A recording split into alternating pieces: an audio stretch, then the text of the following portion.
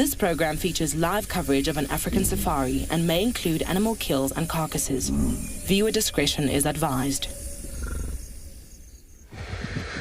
Good afternoon, everybody. Welcome to Djuma Private Game Reserve. This afternoon, such a beautiful day here. We're actually just the beginning of the drive, bump on the herds of elephants, which they're actually on their mobile about. And they're also seen around the dam drinking there during the basis of the day.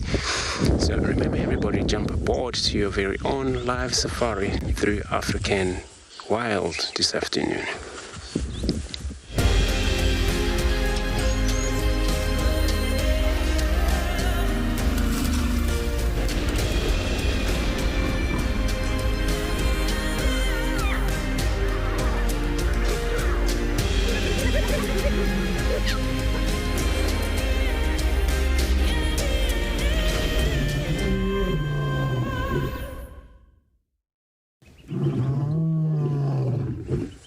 Good afternoon, everybody. Once again, welcome to Djuma Private Game Reserve here. We got a looks like a whole bunch of male of buffalo, Cape buffalo, African buffalo, which we believe the whole herd that may be around in this area. My name's Andrew, and I have Daz on camera this afternoon. We got a buffalo for everybody, and it looks like this is actually pretty much end of the herd as they're moving through. Remember, the male's always right far on the end as the rest of the other group have moved through this wood. But we're going to keep up with them. Remember, everybody, we'll be coming to you live from various locations this afternoon. We would love to hear from you all these questions and comments that you always send to us. And you can, again, send them using hashtag WildEarth on Twitter and also at FC. If you are age of 18 years old, you can still pop us an email on kidsquestions at WildEarth.tv, as well as you can go on a WildEarth website and head over to the live safari page and you can submit your question there. This is when you register or sign in there, then you can participate with us. We would love to hear from you, everybody. So my plan, it was coming in this area. Actually, it was not an aim for me to find the buffalo. It happens they were around. But they're good to look at that because we had actually tracks of the bride of a lion this morning. Chris had followed them up and was no success there. So I'm going to be working in this area. Perhaps later on they will be behind this herd of buffalo, the lions. And then Chris is going to be checking on the west, perhaps the leopard mating couple that we bumped on them this morning. We were so lucky that. And all the dogs out there. JP would be also be mobile about for a walk for everybody. Gala Ron, you will be also participating on a drive.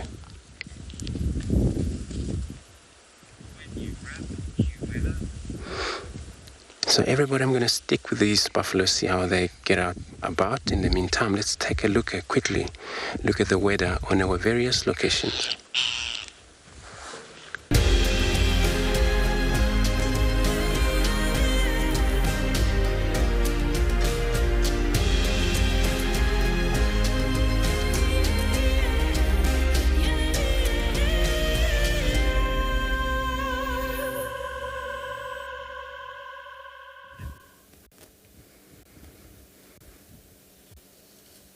Good afternoon, everybody. Our plan today was to literally just drive around and bring in a bit of variety today, and we managed to bump into this herd of elephants along the drainage just in front of camp. My name is Chris, and you're going to be joining me live on a safari today, this afternoon, where we're hoping to build on the amazing morning we had this morning.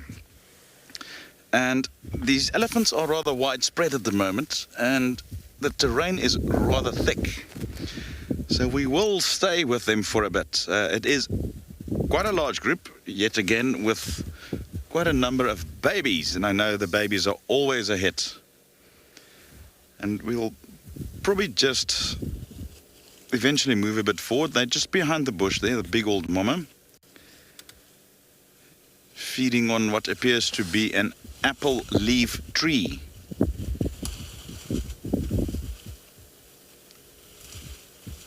Although it's a little bit into the bush, then I can't really see exactly. So we will wait them out. I do know that this drainage leads up to Gowrie Dam, and the rest of the group of elephants seems to be pointing in that direction. So perhaps a little later we could see them drink, which would be very entertaining if that can happen. With me today on camera ops, we've got BK, and together we are hoping to have an amazing safari with you today. We're just going to move a touch forward while we're trying to regain a slightly better visual.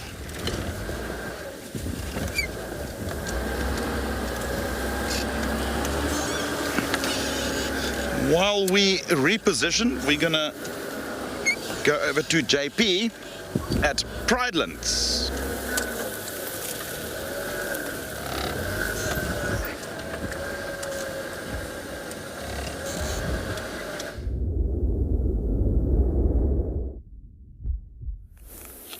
Good afternoon and welcome to Wild Earth. We're live on Bushwalk at Eco Training Pridelands. At the moment we're at Leopard Dam looking at some Egyptian geese in the distance, and we're waiting for the wind to drop a little bit before we start our walk. So my name is JP LaRue, and behind the camera we've got Gerrit.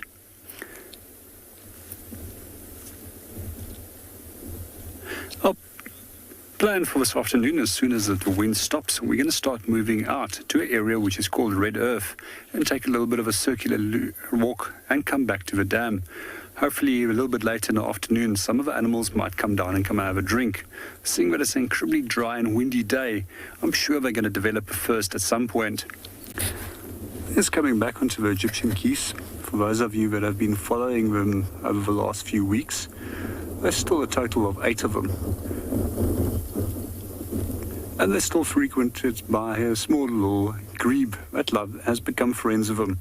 It seems the little grebe is always swimming in front or just behind them, waiting for them to create some disturbance and then catching the frogs that has been disturbed as the geese are swimming. So for those who have joined us for the first time, the name Egyptian geese actually is derived from the first settlers that arrived over here. It's not a true geese either, it's actually a duck. But because of the sheer size of this bird, it was incorrectly named as a geese. We don't find any true geese south of the Sahara, with the exception of one species which is known as a blue-winged goose. For those of you that are curious about what's the difference between a geese and a duck, it often comes down to DNA as well as the amount of neck vertebra, with geese having more neck vertebra than ducks.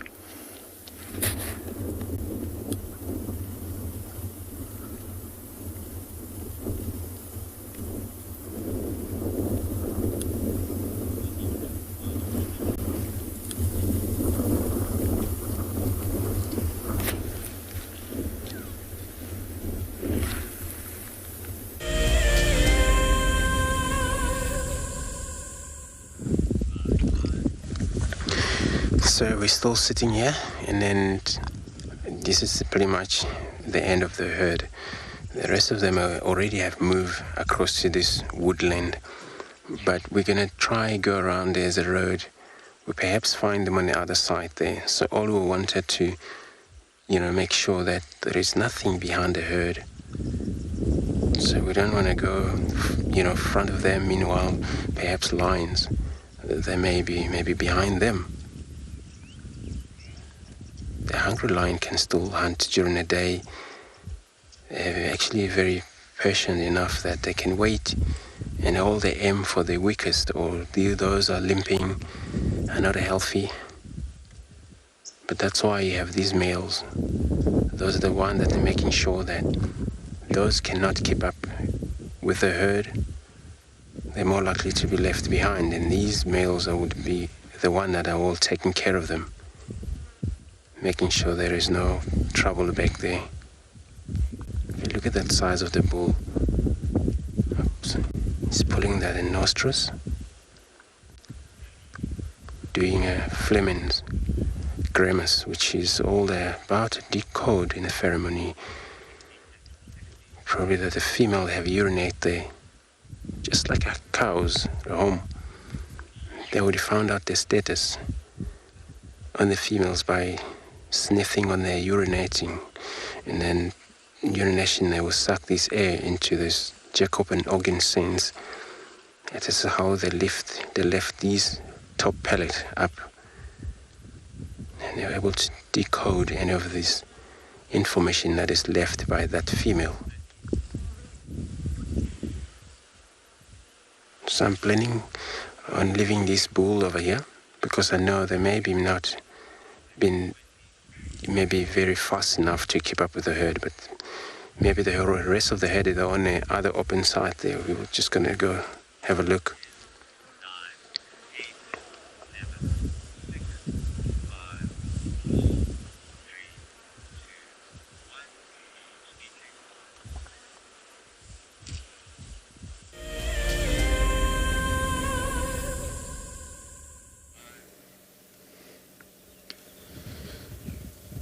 When I met the old man a couple of days ago, I was very excited, and now he can't seem to be leaving me alone. We are still with that herd of elephants, and as we drove down into the drainage to reposition, we spotted him to our left. And it's very likely that it is the same elephants that have chased him away from that waterhole where we found him this morning. Now, there's still elephants right above us on the embankment, and he's now just trying to get away from them.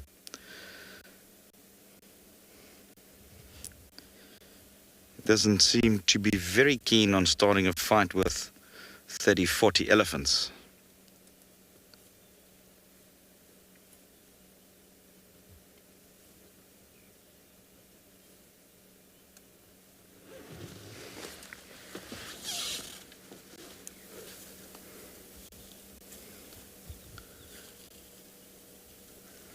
And as we know, elephants and lions are like oil and water. They don't really mix very well. I think he's just trying to find shade where he can sleep, or at least rest, without being hampered by the elephants. And they are all around us. These elephants are literally all around us, quite widespread, and they don't seem to know that he's here at this moment.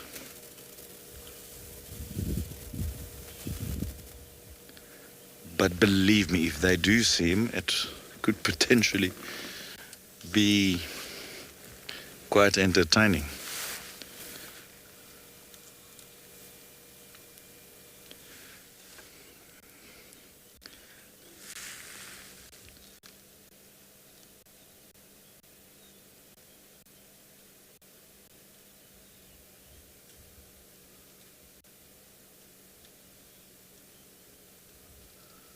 You can see from the flapping of the ears, it is definitely a lot warmer than it was this morning. It's almost wind still, a slight breeze, but all the clouds have disappeared, which makes for a great day to just look for variety. I do have a feeling that we might see quite a few different species up and about this afternoon.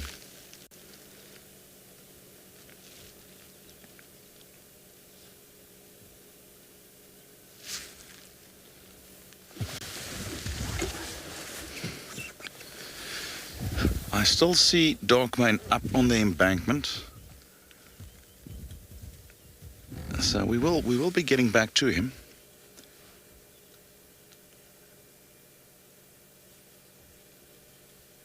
In a couple of minutes. We just want to figure out what the elephants are up to.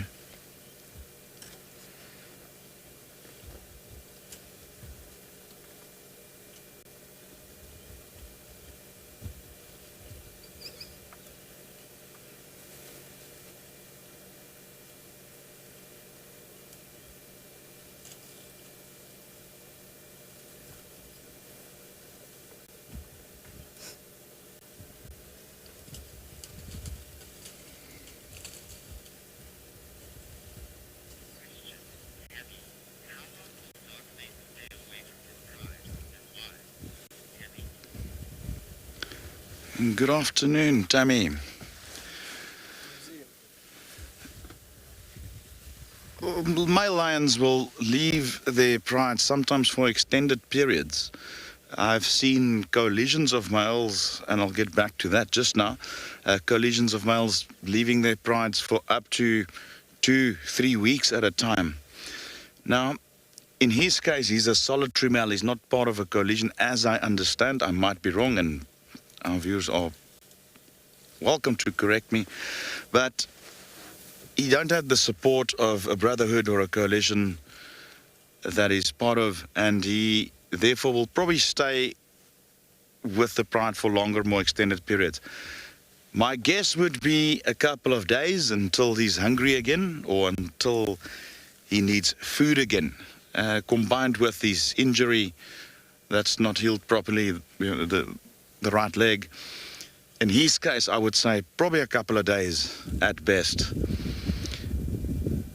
Elsewhere, where you have a group of lions, usually related males, that occupies an area, often spend extended periods away from their prides, like I mentioned, and usually that is to patrol the territories, because those territories are usually massive and very often larger than that of the actual pride, which is a nucleus of related females, mostly.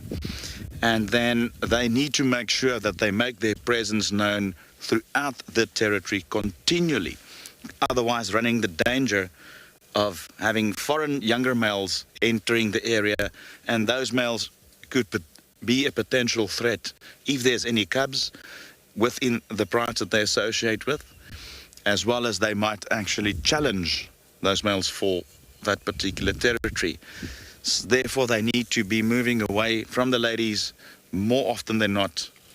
And I have seen males for up to 3 weeks staying away from the ladies. This changes when they're small cubs. I have also noted during my time in the bush that lion males will spend more time with the prides when there is very, very small cubs, since that is their most vulnerable period, that time from birth up to about 4, 5, 6 months. That is when lions often lose up to 60% of their offspring due to various reasons.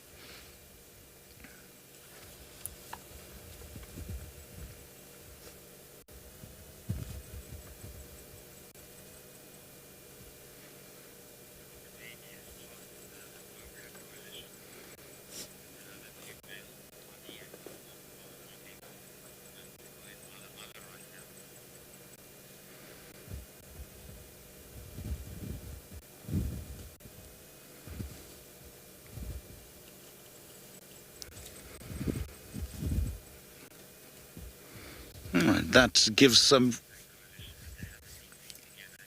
great clarity on that I received, that our viewers will then know that they're part of the Avoca coalition. And as far as I now know, they don't spend much time together, and they have not been seen here for some time.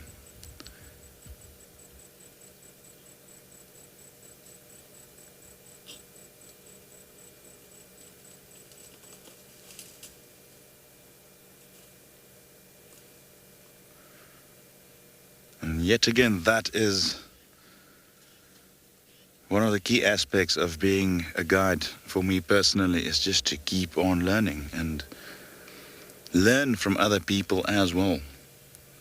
As much as we as guides are environmental educators in a way, it is imperative that a guide also employs a bit of humbleness and willingness to learn from others, and that is another driving factor for me as a professional in this field.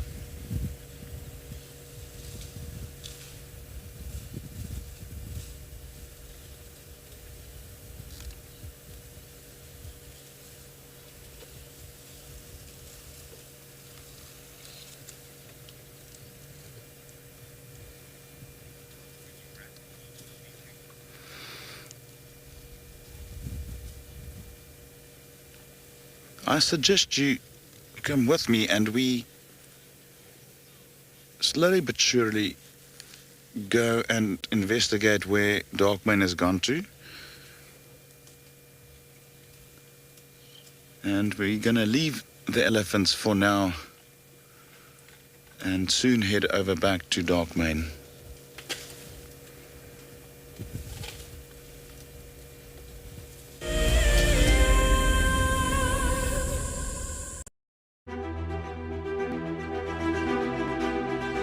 My name is Nomfundo Ndlovu and I'm the Senior Project Manager for the WildEarth Schools and Youth Unit. I'm a qualified horticulturalist. I'm particularly passionate about supporting schools towards working through their sustainability journey and towards food sovereignty through our food gardening projects.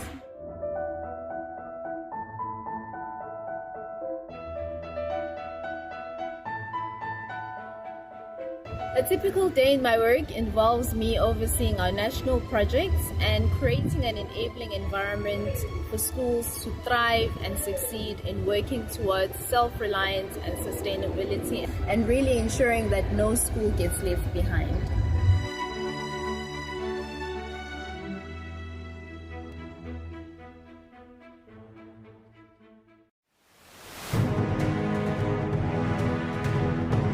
Being nominated to the top 5 and finally being here, for me it's an achievement.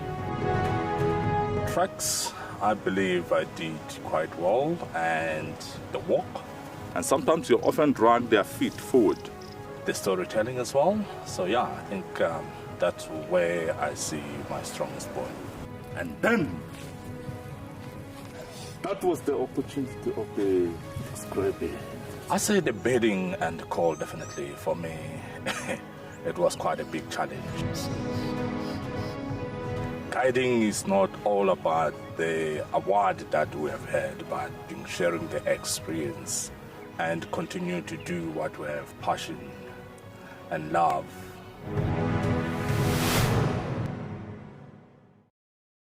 Something very, very interesting. I didn't plan this, but this is a scene rarely seen. This is what we call a journey of giraffe. So beautiful.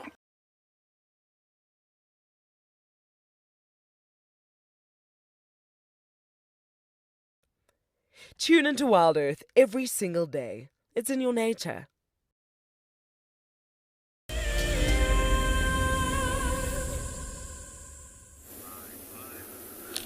Welcome back to Bushwalk. So far we've seen a number of different signs that has been left behind by snakes this afternoon on our way over towards the dam. The temperatures has definitely increased, and we can see that there's a activity increase in a number of other reptile species too, and these include tortoises as well as monitors. And what we have over here, it seems to be a drag mark that has been created by a python. We also tried to see if there's any other signs that could indicate that it was something else, but there's no feet on the side. The Southern African python is one of our largest snake species in South Africa, and they've got the potential of actually getting up to some 5 meters in length. And what they often do is they will go into water and they will wait in ambush for prey to come and drink. I also find pythons incredibly fascinating is that they can strike in total darkness, as that they've got heat-sensitive pits at the lower part of their base of their mouth, which can create an infrared image. Also quite an interesting snake once mating has taken place. It's also one of the very few snake species which will show some form of parental care. firstly by staying with the eggs and then staying with the young pythons for several days after they're hatched before she moves off. So for those of you that are not familiar with pythons, unlike other snake species, they do not hold the potent venom that they use to incapacitate their prey, but what they do is constrict. They've also got teeth that are showing backwards that they can grab onto their prey, where the prey will struggle to get away from, and then they will simply coil themselves around the prey. Quite often it's incorrectly believed that they crush their prey, but what they actually do is they restrict the flow of blood as well as oxygen to different parts of the body. And every time that the animal will try and inhale and exhale, the snake will be able to get a tighter grip and eventually effectively starving the animal from oxygen and then killing it. What we also can find is that they've got elastic jaws, which allows them to actually swallow incredibly large prey animals. And I can remember a few years ago, I was following the trail of a python. I walked and eventually caught up with him. And I found a second snake, which was even bigger, which was the female. What I couldn't believe was when I saw what it was busy doing. It was coiled around a steenbok, while the second steenbok was actually staring at the python. It's interesting to often notice how some animals will rather keep their eyes on a potential threat rather than that the predator has the upper hand in terms of surprising it by means of an attack. We quite often find that mammals will even come closer to lions, such as a number of different antelopes as well as giraffe, and then stare till they are sure what the potential threat is. We're going to stick around the dam for a little bit longer in the hope that the wind is going to drop down and then start our walk. But let's go and see what Chris is up to.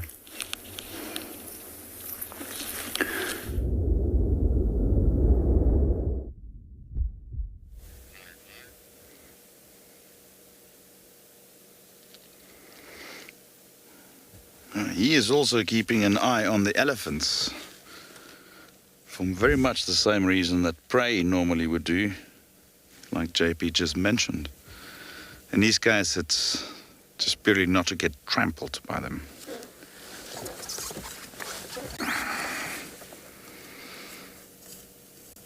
Just gonna silently watch him walk past us.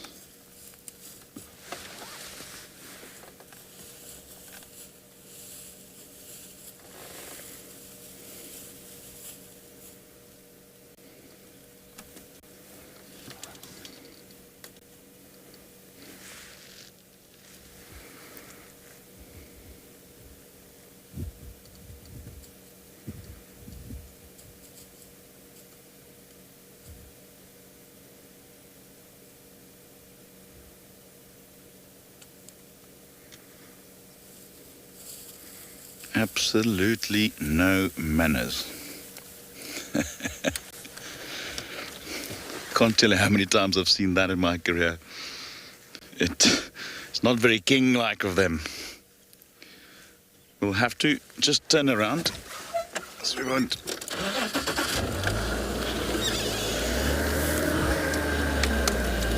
BK is looking to the rear so I can't see him. There we go.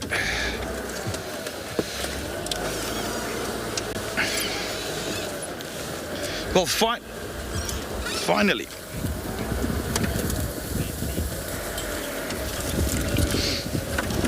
Hi, John.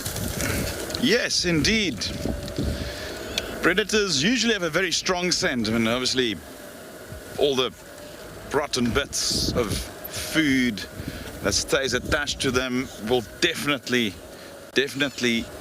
smell. And it is quite strong, you know, that so much so that even us as humans, whose sense of smell is much less developed than that of the prey species, can even smell that.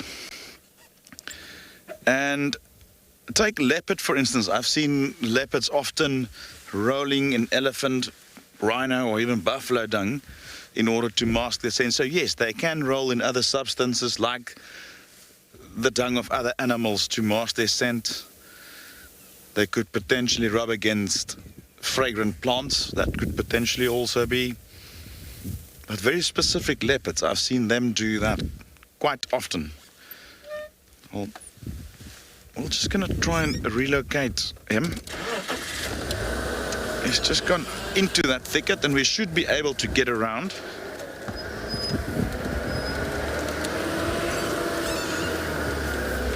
It's just nice to see him moving.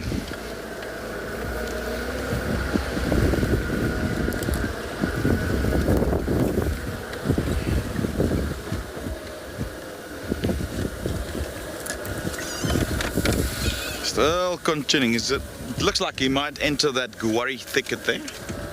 A little later I'll show you the guarri tree. These little green bushes you see around.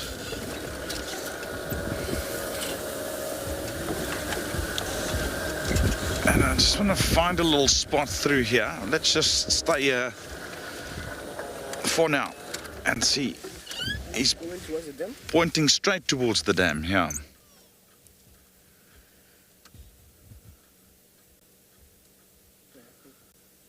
A little hippo path is following that will lead straight to the dam.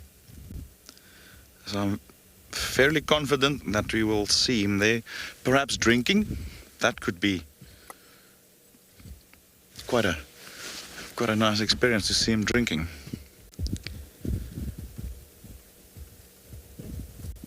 We'll just have to remember those trees and we can go around and we will be able to hopefully meet up with him again.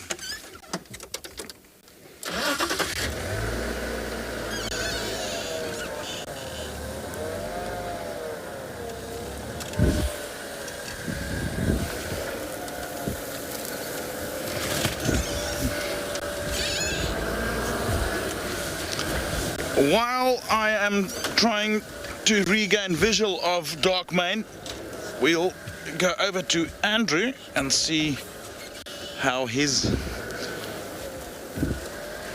afternoon is unfolding.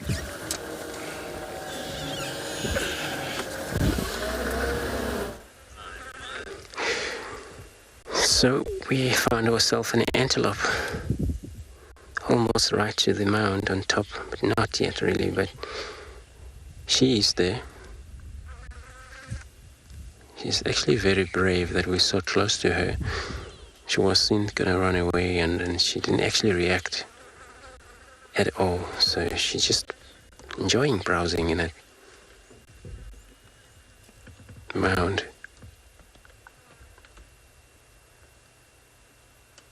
But it's also that they also gain access point as a lookout view when they're up in his mound. These mounds helps a lot of animals, from the antelope species to the cats when they hunt. When they're up there, they can see enough around them, which is what now these antelope is doing. So it looks like it's only by itself now. I don't see any, but they're meant to be in a group, especially females that do form small group of up to possible 10 in that group.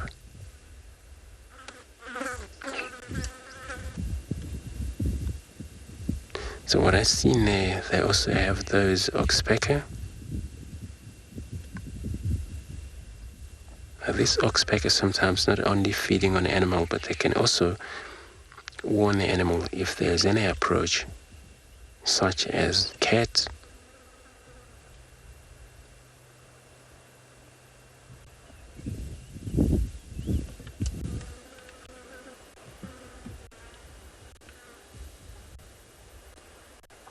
And once they spot the danger, this is when you hear them bark.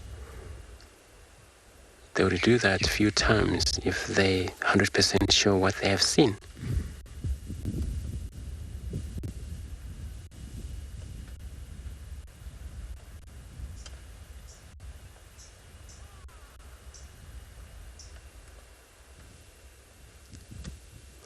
And you really will love to see the male. Male is such a gorgeous with this spiral horn, and then all about 3 twin twists on that horn almost the fully grown male, and then it just looks amazing. But they don't always associate with the females. They're all sometimes separated, and they've had a kind of bachelor group or mixed up herd of only males and not territorial.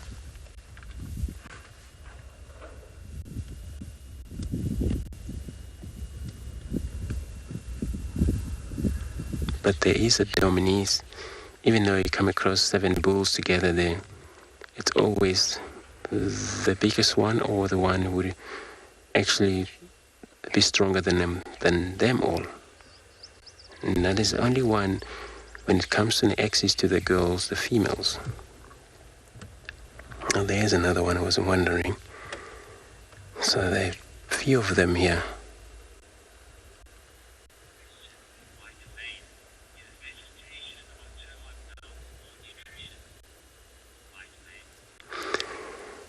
White men, you asking with the nutritious on these vegetation grows around these mounds are more, or trees that grow around the mound, the nutritious are better. They are far to better because of this soil, especially in this mound. So the soil that is actually under the surface, which deposited up by the termite itself. And that's why even the grasses that grows around in this mound, it's very sweet. And then hippos, rhinos, elephants even love them so much. But also the trees that grow around this mound are more healthy nutritions. That's why these antelope gain access to these mounds and feed on top of them. I might say I never come across such a brave kurus as this one. We're very close to them. A lot of time they vanish.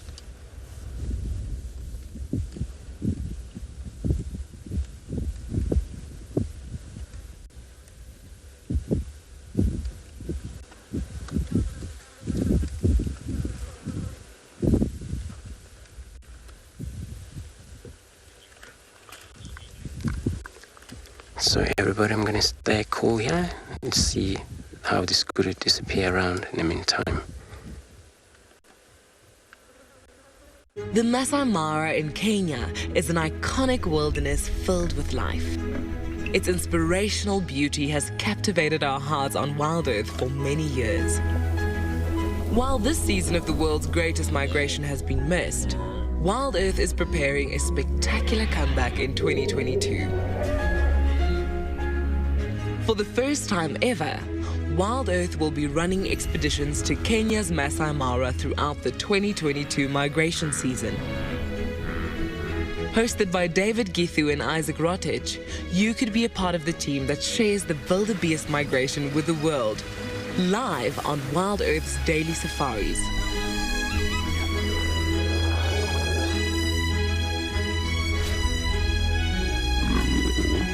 If you're interested, then head over to our website to find out more.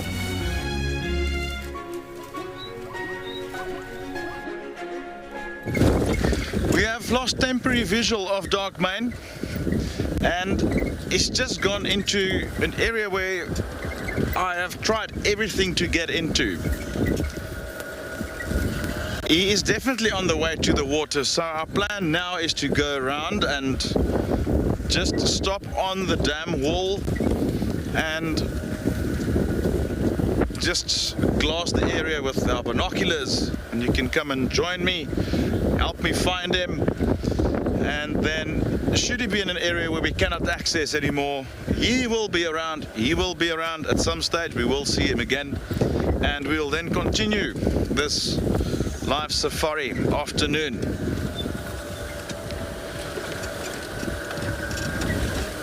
I did hear some elephants feeding below in the drainage, exactly in the direction that he was moving in, as well as there was a number of birds alarming, a couple of francolins, and I think we might just have had a glimpse of him.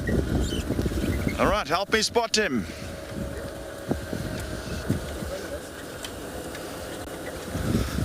goodness.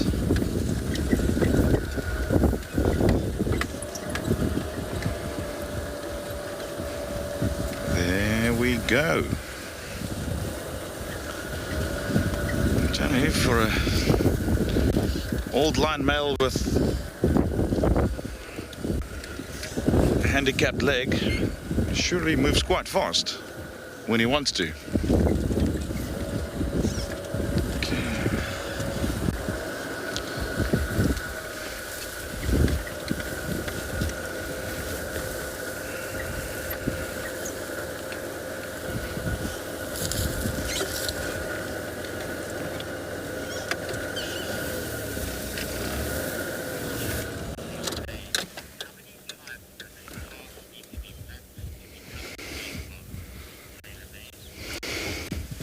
Hi, TaylorMade. It's a very broad question. It all depends on what particular species uses it. Hippo, for instance, can create a new path in a couple of days, just walking it once or twice with that weight. The frequency of animals utilizing it will also determine how quickly and how defined that path will be. Also, the closer you get to water sources, the more pronounced these pathways and the more clear and defined they will be. But I guess it all depends on the type of animal. I come from a cattle farming background, and I can recall when I was young on the cattle ranch, my dad would move them from one area to another as the seasons change, and also close down some waterholes to facilitate that and open up others. And within 2 or 3 days there would be a very clearly defined pathways leading to the water, especially in close proximity to the waterholes. And I think it's no different out here. Again, it all depends on which animals create it, how many different species, and how frequently they traverse those pathways.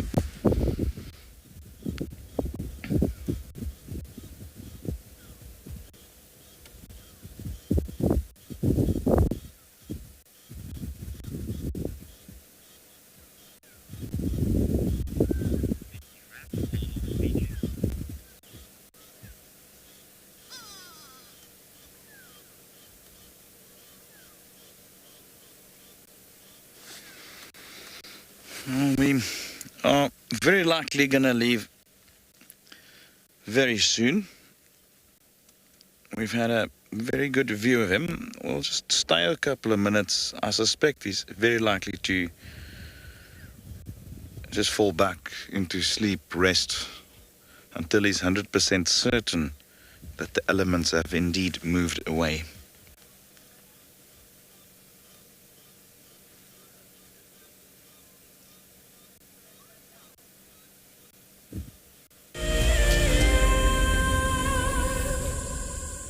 Welcome back to Bushwalk. We've been following the tracks of an elephant for quite a while now. So what we've noticed is that the tracks on the footpath itself is very clear and the edge is very sharp, which would indicate it's fresh. However, the moment that the tracks actually came onto the road is fairly exposed to wind, but tracks look much older. Some of the other things that we've also noticed over the track of the elephant is the tracks of impala, as well as tree squirrels that has actually moved over the elephant's track, which suggests this has happened quite a while ago already. We also heard distant breaking of branches, which we would like to go and follow up on and see if we can do a safe approach on these animals. So when we are looking at the track of the elephant, we find that the front foot is fairly rounded. However, we won't be able to see it clearly on this area. And the hind foot is slightly oblong. And we see that the hind foot almost like pear-shaped tapers towards the front. We also quite often look at how the sand has been flicked forward. And both the tapering as well as the direction of soil that's been flicked up by the foot would indicate the direction of which the animal is moving. Some of the things I normally find particularly interesting about these little crack patterns, which is still remaining over here underneath the footprint of the elephant, is that each of these are unique to every elephant, and just like a fingerprint, can be used to identify a specific individual. So if you do walk quite often in an area and you are familiar with individuals in the group, especially when you are trailing lone bulls, you become familiar with the track pattern and you know precisely which individual you are following simply by just looking at the footprint. Some of the other stuff that we normally look at when we are following an animal such as the elephant is the dribbling of urine, especially when it's a single bull that can potentially be in must, as these animals can hold a potential threat for us, as they can be incredibly unpredictable, because at this stage, their testosterone levels are up to 6 times higher than the norm.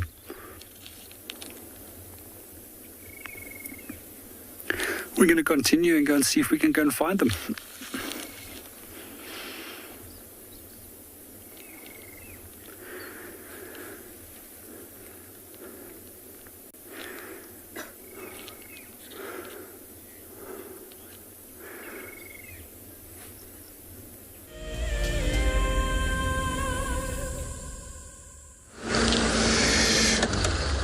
So everybody, we're still on a bumble, so we're actually hoping to find anything this time of the day before too much late. But we got a very much interesting, when we look in this regrowth of that tree over there, and so interesting because this is actually the burnt section. And many of these trees are still down, and leaves down, a brownie, but that one is actually gaining more regrowth in there. So it's one of the larger fruited bush willow trees. But not only that, so there and there, you see a lot of a green that is taking place. Some trees would do quite a lot of these because of the only moisture. Some of them, they would only need a wet from the ground, so that's how they can continue, carry on growing again.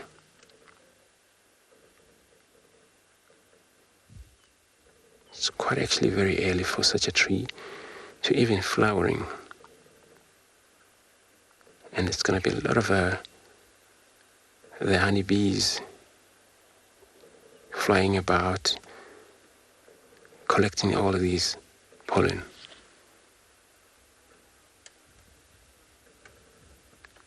You're also sometimes seeing this kind of bees that are all there. Bees are feeding on the sap that is actually, when the regrowths take place, it's quite a lot of the sap that the tree itself produces. It's a carpenter bee on the bottom right.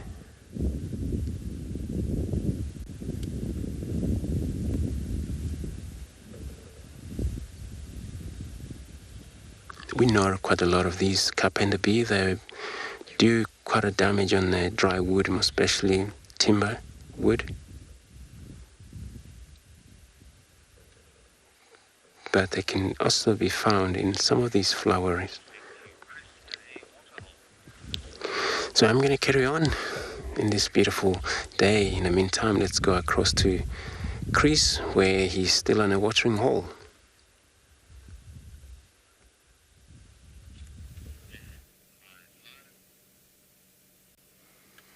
We have moved around just onto the dam wall. Darkmane was heading towards, he got up and he headed towards the water, and we lost visual of him and opted rather to move around and see if he emerges. And it looks like some of the elephants are still at the waterhole, or perhaps the first ones to arrive. It is part of a larger herd that's spread out in the area.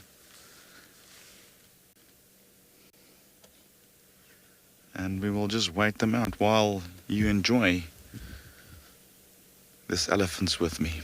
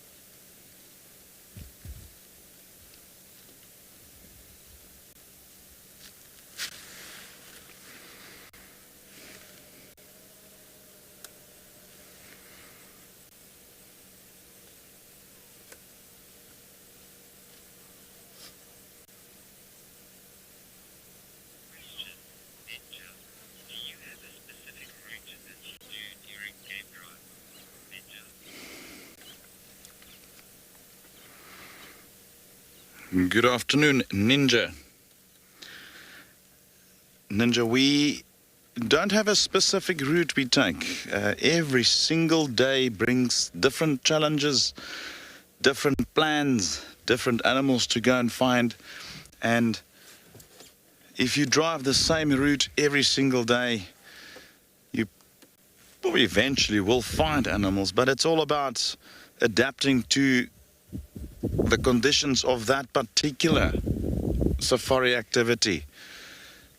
When it's hot, you're going to be working close to water. When it's cold, you're going to spread out a little bit more. When it's windy, you're going to go and look for the slightly thicker areas. So one has to adapt every time you go out. And that, as a guide, is the part that keeps it exciting, other than just being in nature and the obvious. So no, we don't take a specific route. We do have a specific traversing area with a good network of roads, and we mix and match and drive everywhere and anywhere within that area where we feel at the time we should go. Sometimes it yields great results and sometimes it doesn't.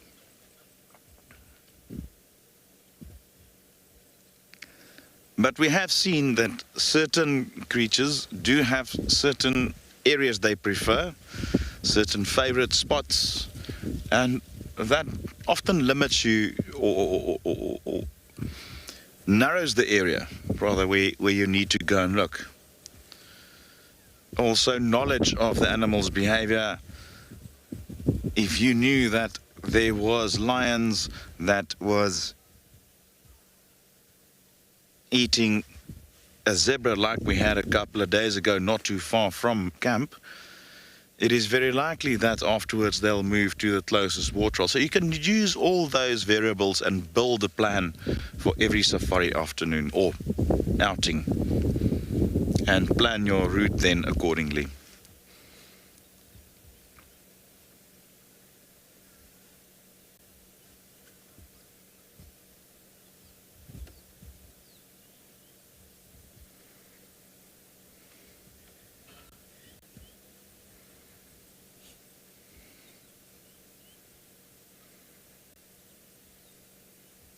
A day like today, nice warm afternoon. Waterholes are a great place to just go and sit, and whether you're in the Masai Mara or in the greater Kruger, a day like today is a perfect waterhole day.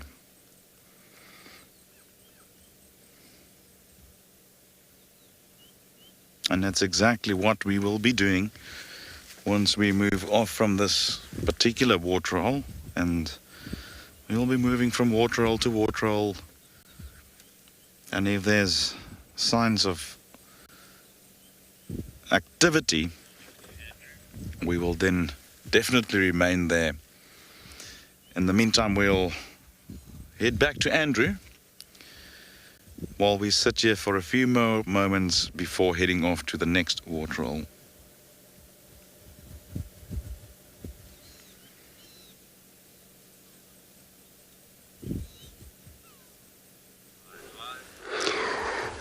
Chris, good luck there.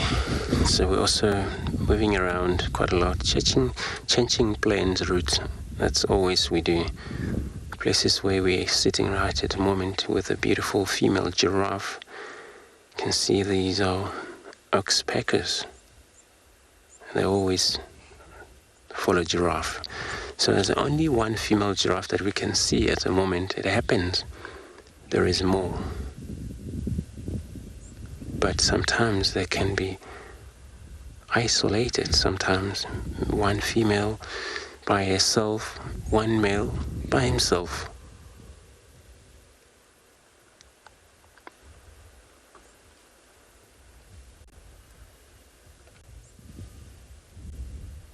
A southern giraffe. So they're the tallest animal.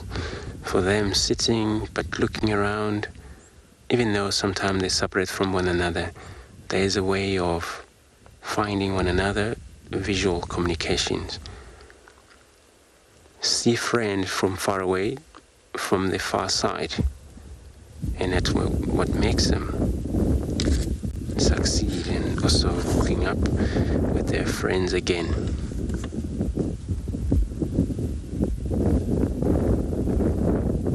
And there are browser. Look at this tongue that is sticking out. Very long, prehensile. We're able to fit anyway. Get a hold of these tiny leaves which grows into these thorny bushes.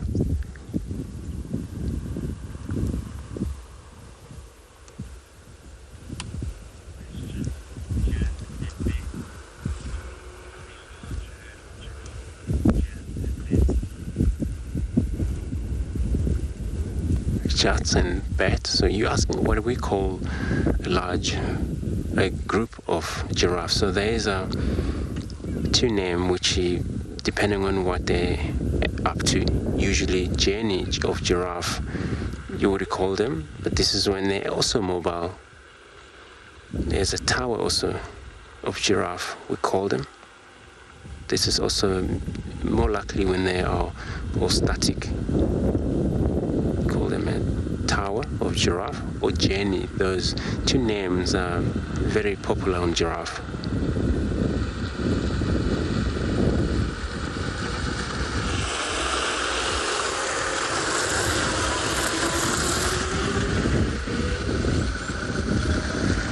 So everybody, I'm gonna see if there's more than one giraffe, or we're just gonna see how many of them finally will come out for us.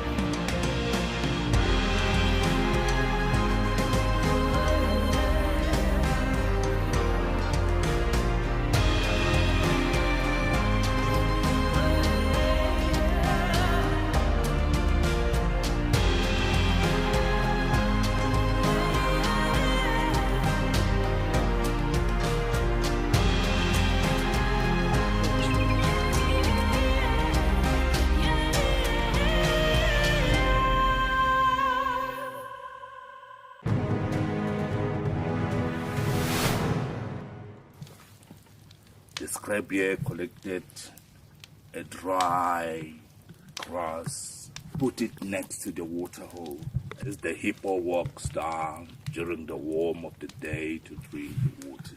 When the hippo arrives, he saw quite a very nice grass, an area not to resist to rest.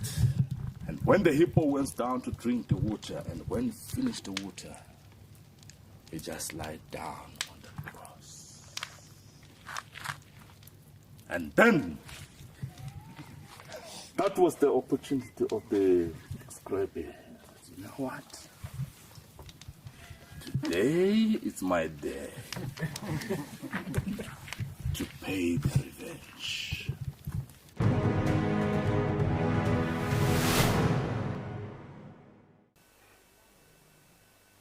This is a battle of two great carnivores of the African wilderness. Whew. go. You don't want to be under those jaws. Definitely, this round goes to the lion. Look at that. Fantastic. Expect the unexpected here on Wild Earth daily.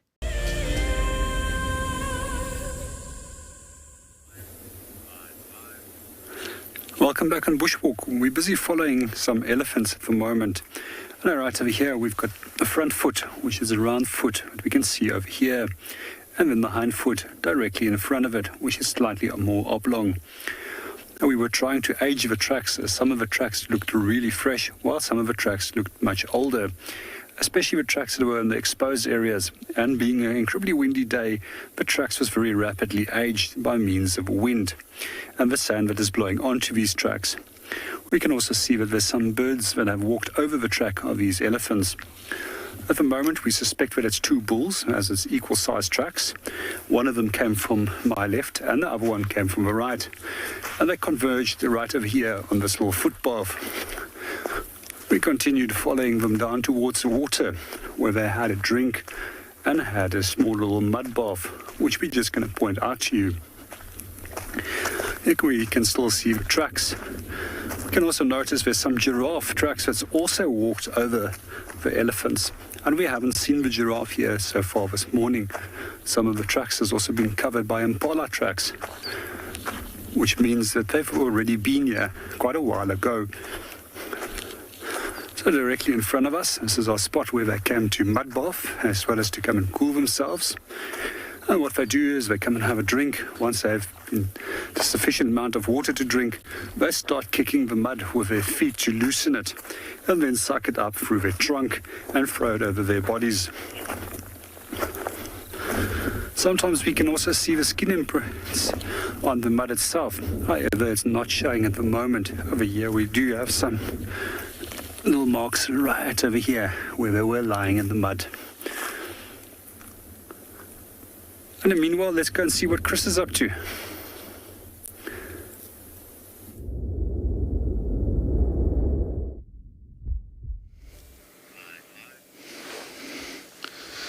Well, elephants in the mud sounds like fun.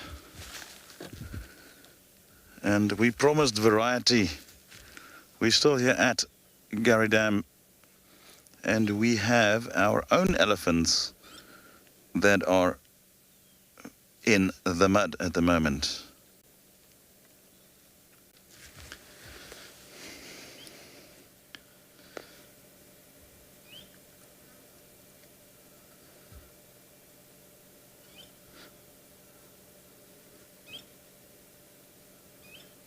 Quite a bit of things happening around a waterhole when you do just remain there and just take the time to scan around. And while we were watching these elephants, I took my binoculars and I literally just scanned all the bushes below. And I found a little surprise that was basking in the sun as well.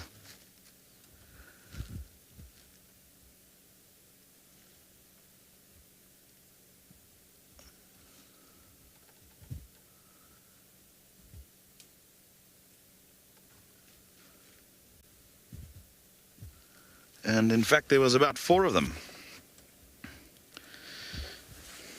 I'm sure our viewers at home have seen a number of these. They should be quite common around the water.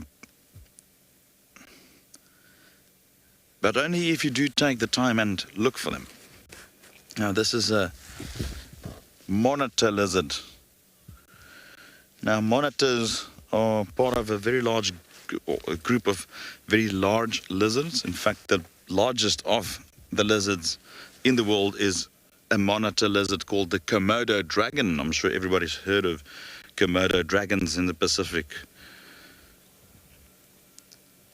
And they are in fact monitor lizards as well. We also refer to them as leguans. So this is the water leguan, or the Nile monitor. There's another little one. It's just looking for a place to bask in the sun as well, to heat themselves up.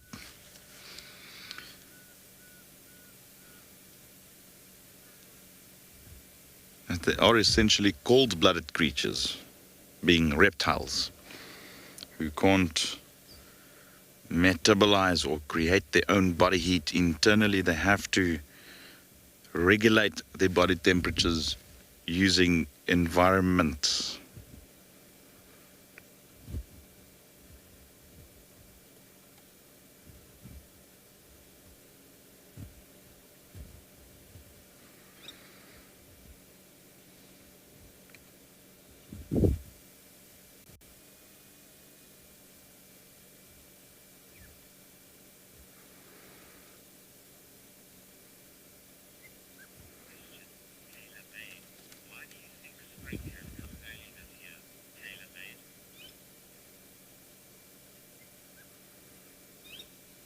Tailor-made.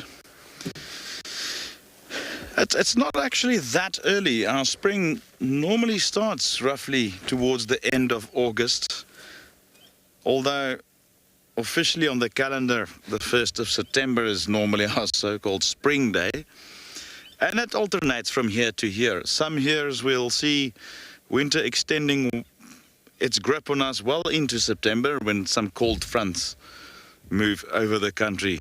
And in some years, even in mid-August, we start to see these cold front seas. And there is a lot of change in seasons that I've witnessed myself, and whether those are just short-term fluctuations, I don't know. And whether it's just part of a cycle, it could also very well be.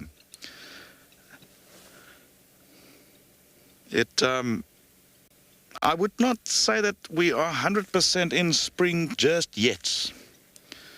We know that there is a cold front that could potentially be bringing some cool weather in the next, I would say, probably the next 5 or so days. Whether it will have an effect on us this far north in the country remains to be seen. But normally I would say the end of August we start to see some of the trees flowering, and they are very much on time. But what we have seen is warm and hot temperatures last week that is atypical of this time of year. And I am not sure what causes that, whether, again, if it's just a short-term anomaly or whether it's part of weather patterns that are changing. I think only time will tell when one can gather more information.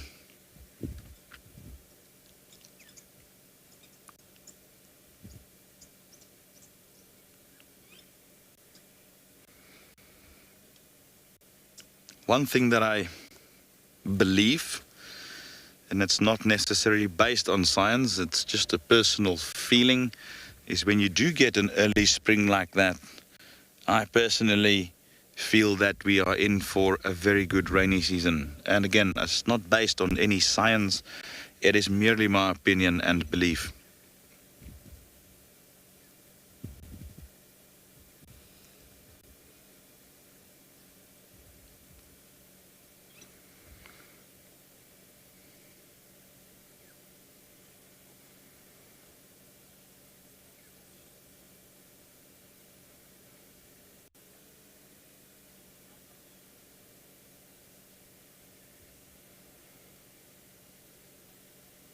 When you spend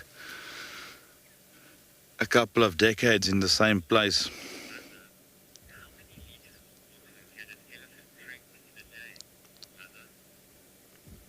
hi, mother, asking how many liters can an elephant drink? Well, big adult bulls up to 200 liters, or slightly more than 200 liters. Adult elephants need a minimum of about 90 liters a day. I think that's about as much water as I drink in about 6 months. But yeah, they can drink in excess of 200 liters a day. It's interesting is that trunk, or at least for an adult, can hold about 9 liters of water.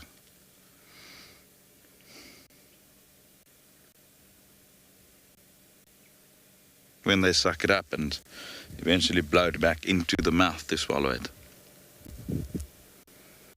I was going to say before the question, it's interesting how if you spend long enough in a particular area, I'm talking about really a couple of years, probably close to 2 decades, you start to understand weather patterns to a certain degree, and you can almost predict when it's about to rain and when it's going to rain next week. But what I have witnessed in the last 4 or 5 years, definitely seasons being very, I can almost put it like out of sync.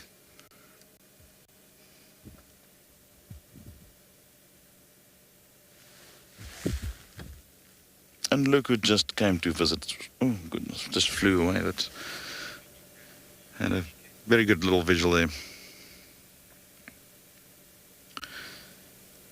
As these elephants are now moving away, we're gonna go and investigate the next waterhole.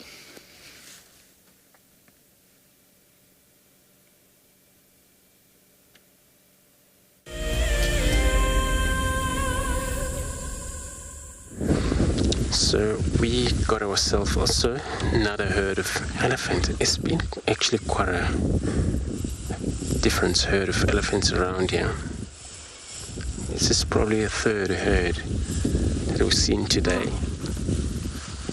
But this is in Chitwa, so we just missed them drinking there. Now they're making their way out and they're heading east at the moment. So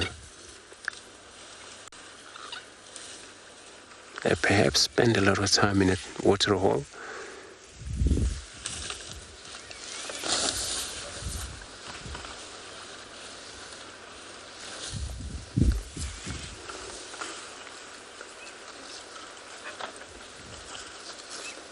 It works also better always.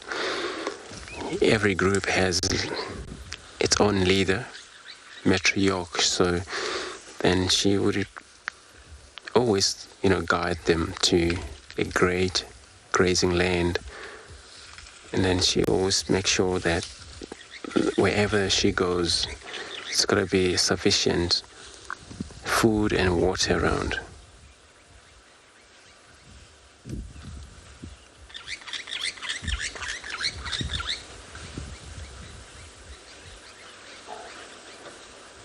I can't just believe they just walk right past us, and they're very silent animals.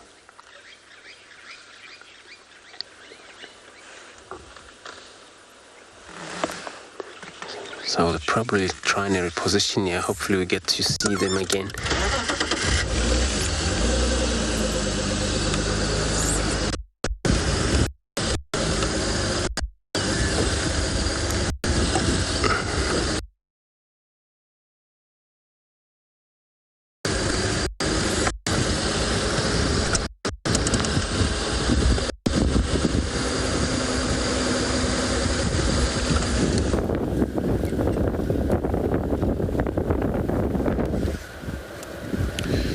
Decided to move on. We're going to go to the next waterhole. The one that we utilized just now was quite productive.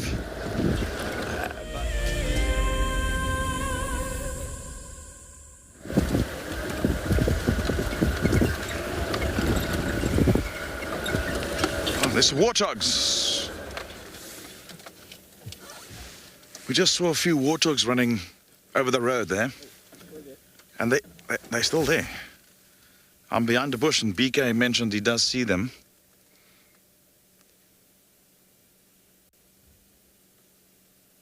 They normally do not stand still for long. They are so common all over Africa, and yet just to get them to stand still is such a mission. Anyway.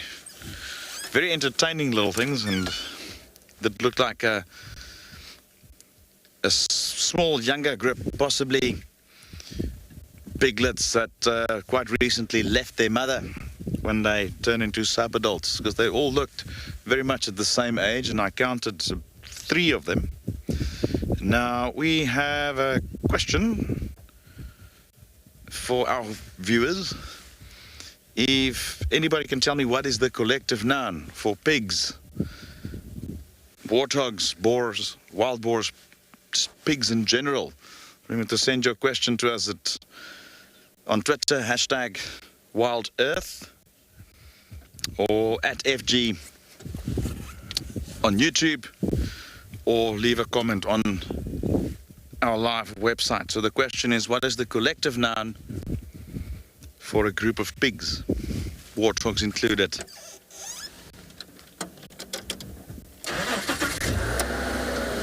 Just want to go a little bit forward and see if there's any way of still seeing them. But knowing warthogs, they will, in all likeliness, be about 1 kilometer from here already.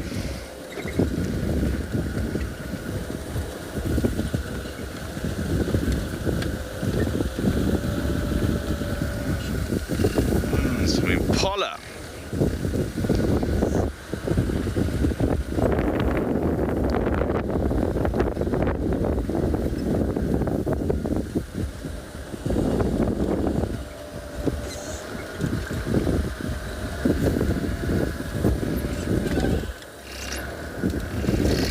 Position for that impala, and then we'll very likely.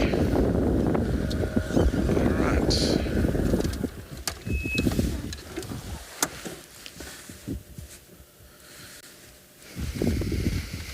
Now the warthogs have moved away.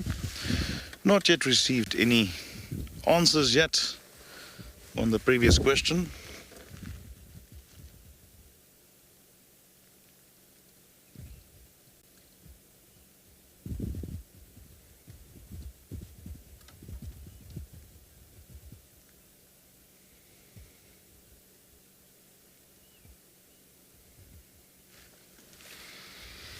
How often do we just drive past these and just ignore them? I mean, just because they are so abundant, it doesn't mean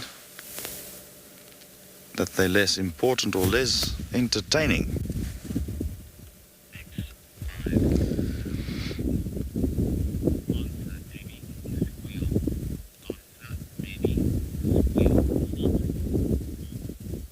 Got some answers coming in, quite a number, and we've got one from Debbie, who mentioned that it is a squeal of warthog. Hi, Debbie, it's not the one I was looking forward to, but it's a very interesting one. And again, there's no right or wrong here. There's no right or wrong. I mean, there's no script that, or no law that governs these things. I like that name, and I'm sure somewhere around that will definitely be used, and that's something I would definitely add to my list. I like that. It wasn't the one I was looking for.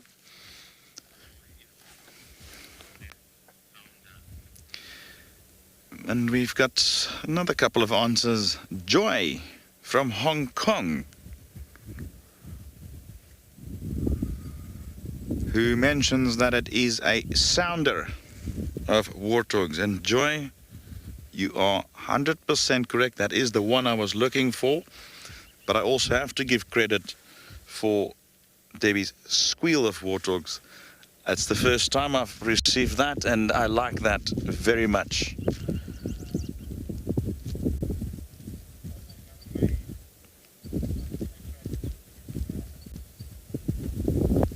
I mean, it's the same as giraffe. You know, some it's a tawa, some mention it's a safari giraffe, some, you know, the more commonly used one is a journey. And the same with warthog. You know, there's no right or wrong. It's when we ask these answers, we're just looking for the more commonly used ones. And shows you again, never too old to learn.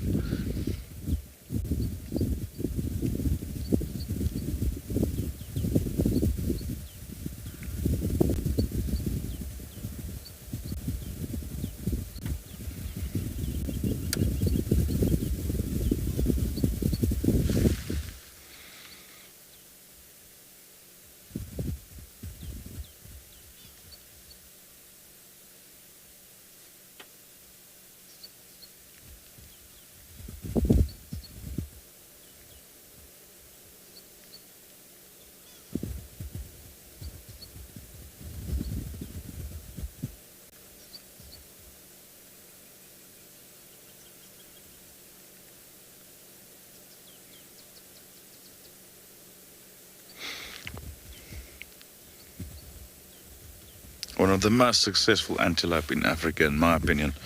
Found from here all the way through the savanna regions of Southern Africa, South Africa, Mozambique, Zimbabwe, Botswana, Namibia, Angola, Zambia, Tanzania, all the way up, I think even as far as Rwanda and beyond. Very widespread in the savanna regions of sub-Saharan Africa.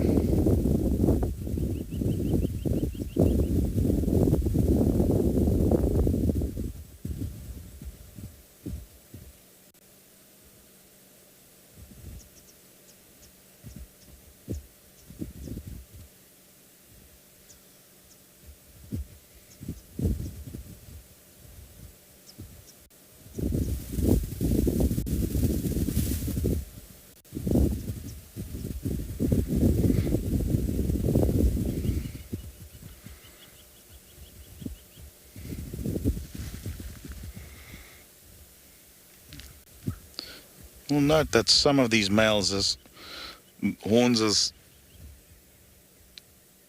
seem to be a different shape. Take this one for instance, it's almost like a little wrench, almost like closes, whereas some of them, there's very wide horns that opens up at the tips, and that's all got to do with age. Unlike deer and the hoofed animals that's in the deer family, antelope antelope don't shed their horns like deer does.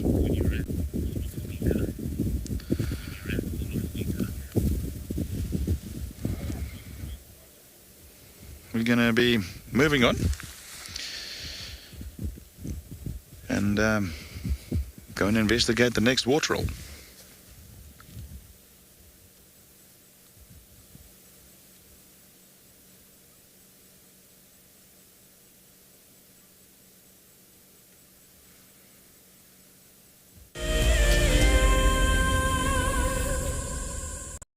Every year in August, South Africa marks Women's Month. WildEarth would like to acknowledge and thank all the amazing females who have worked tirelessly to share our nature with the world. We're gonna have to just wait, okay? She's gonna come out there just on my right-hand side, and she can see these impala. Now you've got to inhale it. It burns. I don't know if it's supposed to work instantly. Go, girl, go! Get her! Get her, girl! Get her! I'm so looking forward to following her story in the future. I'm really hoping there's two. I'm really hoping there's two. But you know, even if there's one, oh my goodness, everyone! And I get to share it with you. Isn't that extra special? I get to experience it and show it to everyone.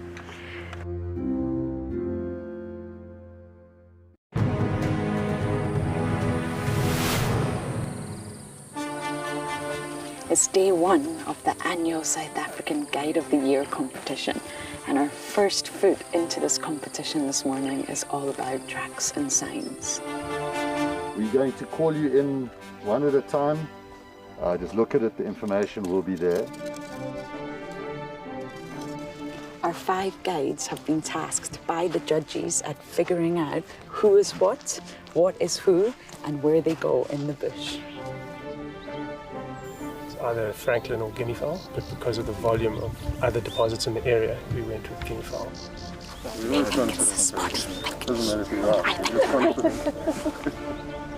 Detailing the surrounding that you need to look out for tracks. The details is very important.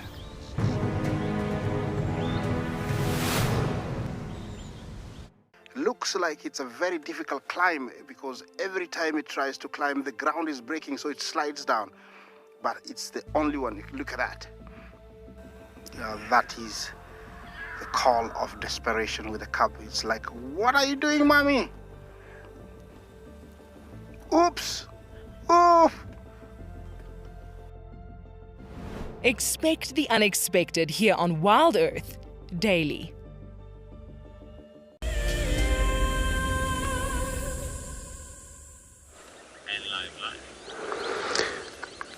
So we saw a mountain here with these Egyptian geese. So there is the couple over here. They've been actually spending a lot of time in this dam.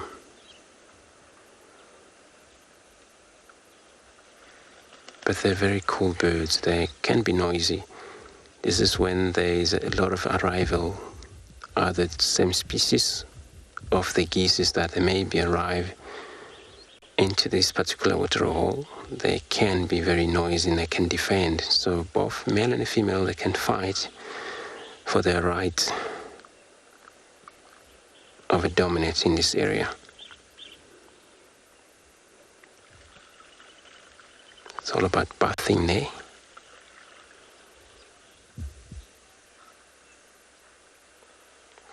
Pruning around. So just because of the lot of parasite they may carry when they're inland, because they can sometimes move around through grasses. And these ticks find access to their skin.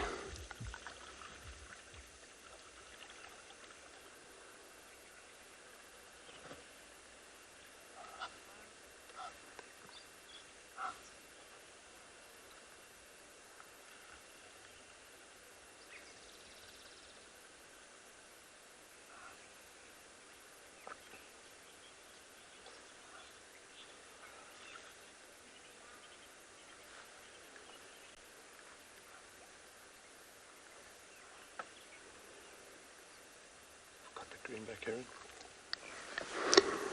We had a visual of a green-backed heron also on stage. There's quite a few birds around in its watering hole, especially this water hole specifically. Offered quite a lot of bird species.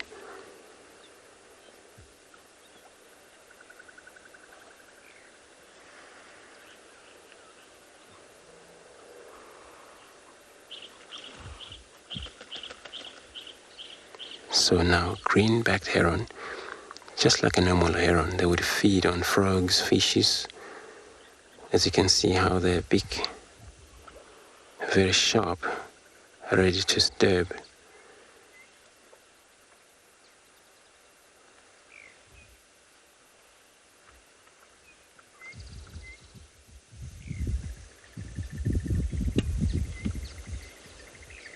But also this is how they hunt around here. They just freeze, stand still. And many of all the frogs and fishes, they may not realize that there's somebody waiting for them.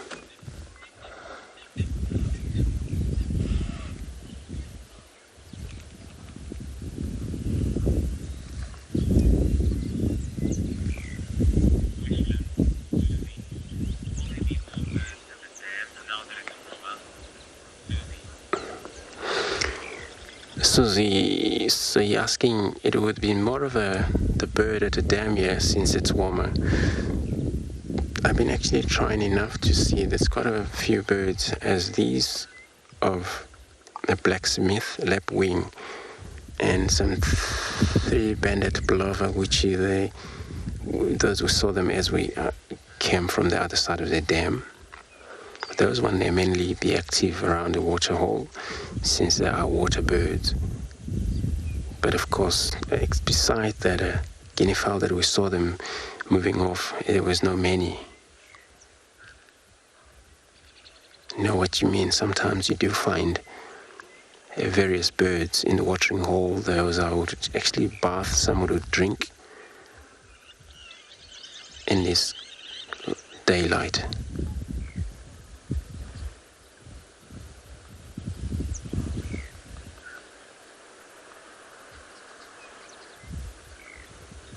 When it's not actually very, very hot, there we go, somebody there. So that it would be a limping sham, a water thickening.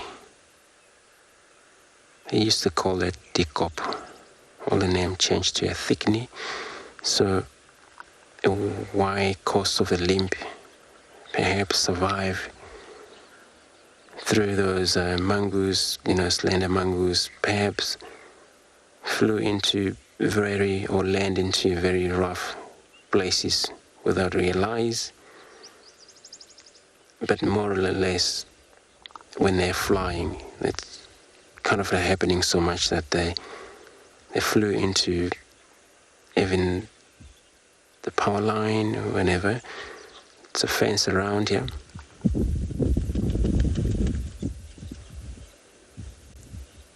But that's limpy, so it will be very difficult for such a bird like this.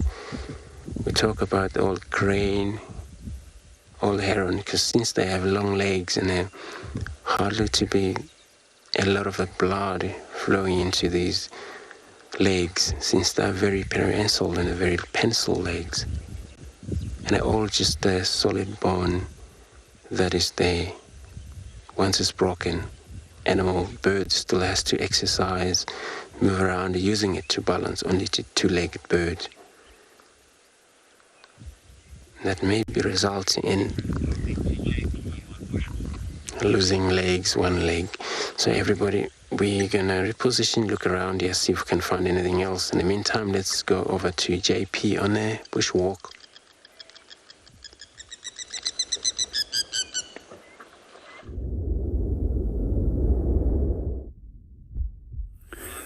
Welcome back on Bushwalk. We're still on trail of our elephants. And what we had to do was change our direction and take a road which we could work around the elephants because the wind was not in our favor. So therefore we couldn't follow the physical track any longer. Standing on a little rocky outcrop now and just staring into the vegetation to see if I can find them. The things that I'm looking for was ears that might be flapping. Also, sometimes you'll just see some form of movement of the top of the back sticking out. I find it absolutely amazing that the largest land mammal that has a potential of reaching the weight of up to 10,000 kilograms can so easily disappear, and that they're also incredibly quiet. So some of the other things that we were also listening for earlier is a breaking of branches, and quite often that is how we detect them. We're going to continue and go and see if we can go and find them.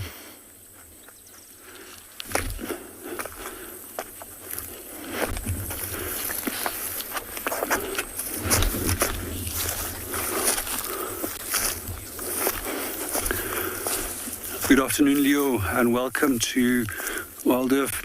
And to answer your question, is it scary to be on bushwalk? No, it's not. However, we are well trained and we've got many years of experience being out here in the bush.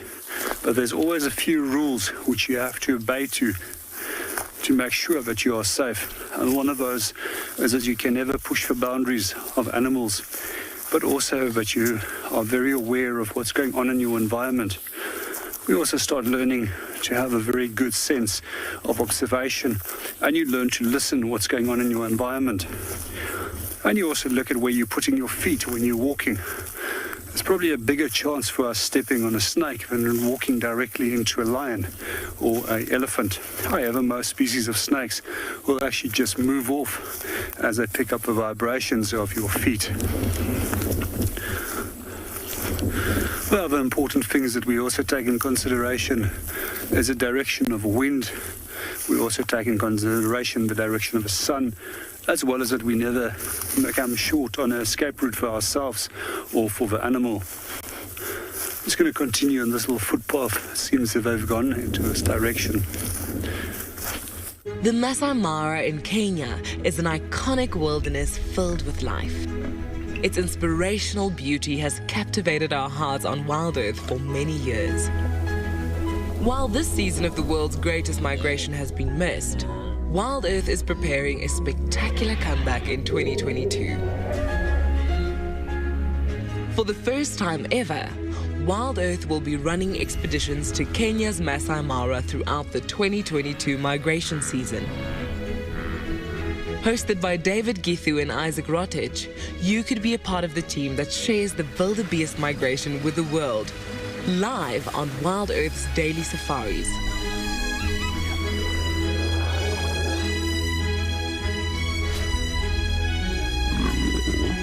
If you're interested, then head over to our website to find out more.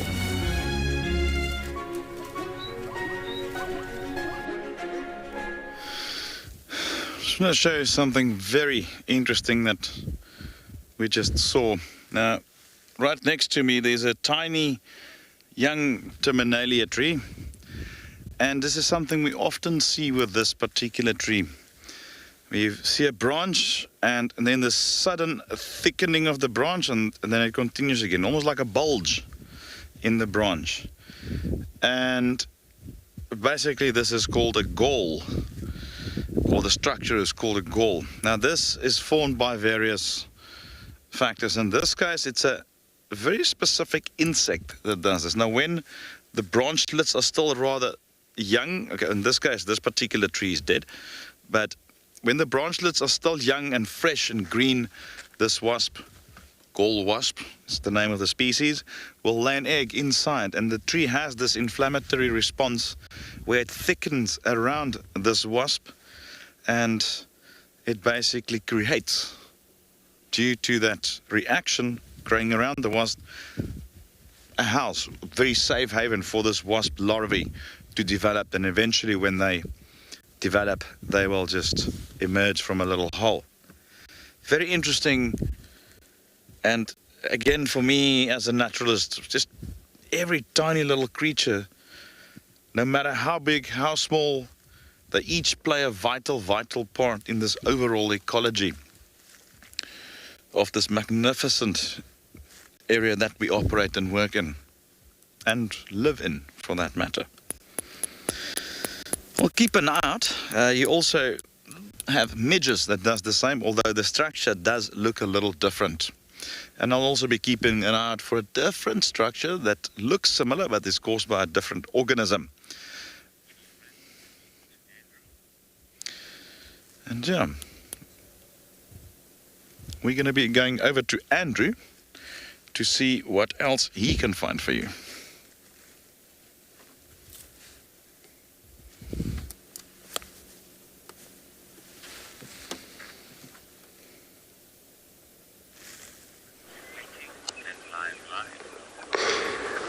So we're still sitting here at the Chito Dam.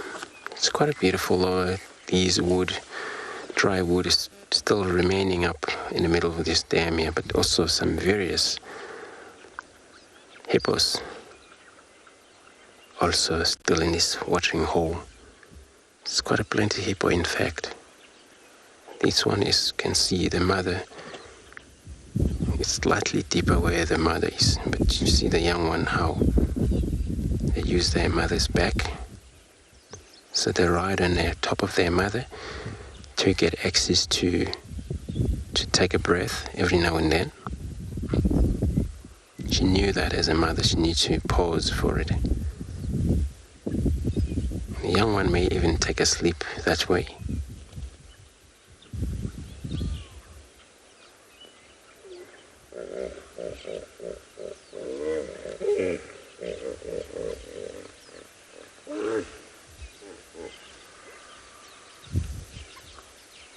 Is that there are other members making quite a lot of noises on the far end of the dam. They're well spread around here.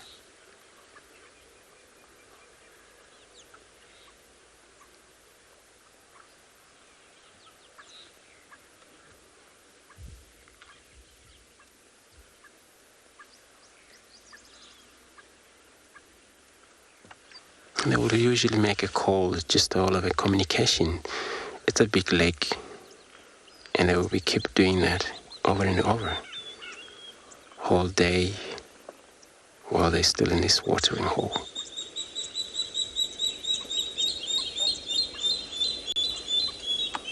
It's even slightly shallow back there, where some of them, they would stand on their bottom.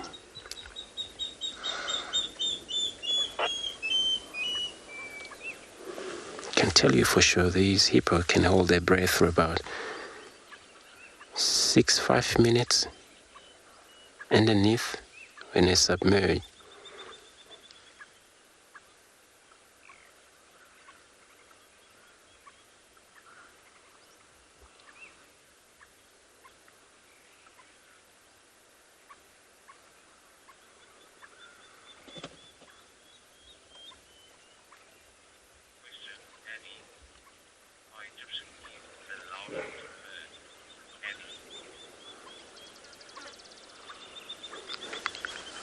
Eddie, so you're asking Egyptian geese are the loudest bird.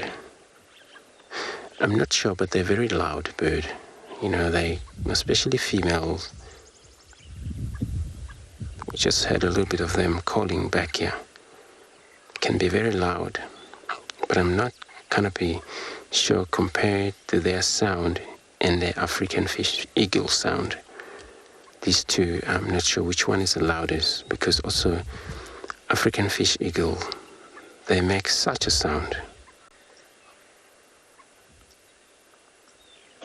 But when we talk about continuously when they're not happy, when it comes to Egyptian geese,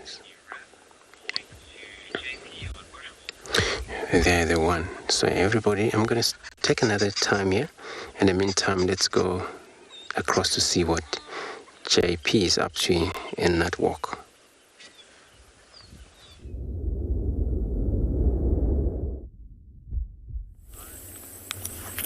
Welcome back on Bushwalk. We've just managed to find a little position behind a tree, and I've found our 2 elephants. There's possibly even 3 of them at the moment.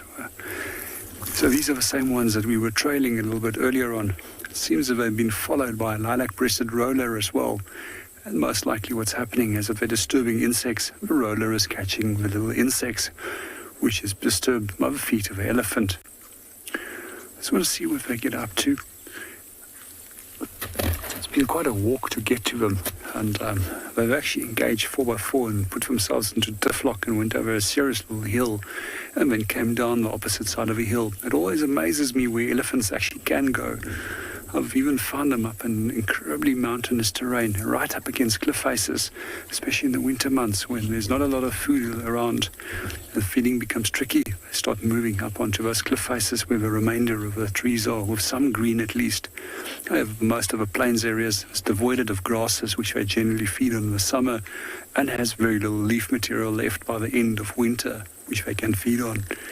We also quite often watch them that they will kick the roots of certain plants and then pull the root out and feed on the root, as that's the only thing that does have some form of moisture at that point. That's definitely 3 elephants. And although it's quite windy today, we don't want to go too close to them in case the wind does change. And with regards to that question about earlier on things that we do as precautions, we always stay on the downwind side of the animals that they don't smell us. And this is precisely what we have now done. You can also see with the wind, it actually brings down the temperature a little bit, but these animals are still incredibly hot. They're still fanning the ears slightly just to cool themselves down. It's quite often on warm days like this with the wind that you actually dehydrate very quickly. So it's always wise as a human to go and have a drink. And that's precisely what these elephants did a few hours ago. Had a drink and then moved away from the dam.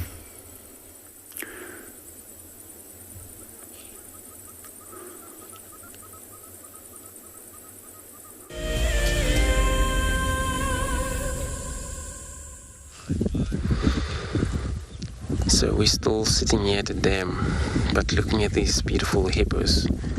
And then for sure, Chitwa Dam, for now it's only watering hole that you would see more than 10 hippos sometimes. Could be more than 10 here. So many of the hippos. So this is when they get out of this water hole. So they use a specific path which they have made.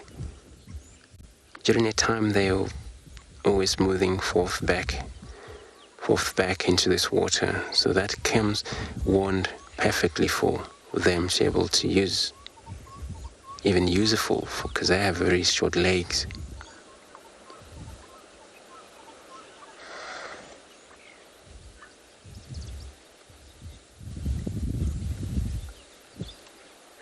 And they're going to have to travel out of the water somehow, especially when it's dark, because there's only way they can go feed, and they eat grasses.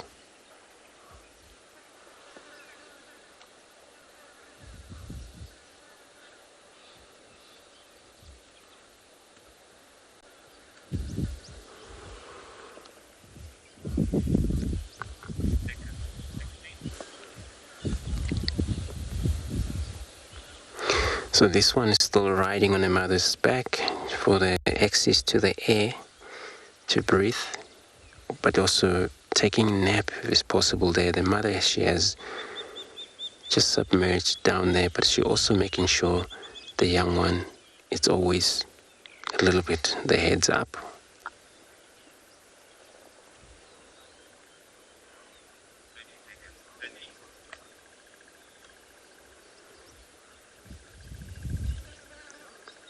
And they have very small ears compared to those of rhinos and other animals. Because they are a water animal, they will be able to control these ears, close them, close the airway when they submerge underneath.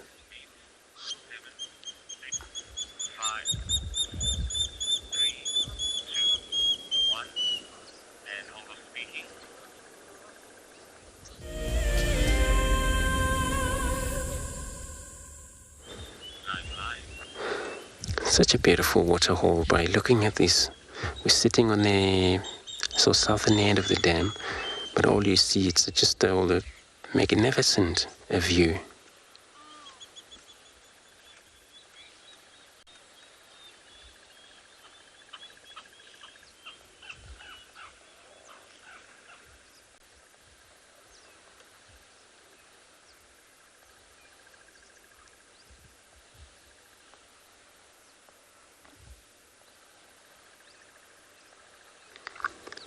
So when they get up, depending on where they're going to go out, so they have a few access points where if they're going to head north, and then they're going to head north, if the waterhole is very difficult for them to allow them to go anywhere they want, because due to that they have short legs, and they make sure it's going to be at least 2 in an axis for safety when they have to get out immediately and when they have to return immediately to the watering hole. They cannot jump, for sure, the hippos. And they wouldn't run like the rhino do. They run differently.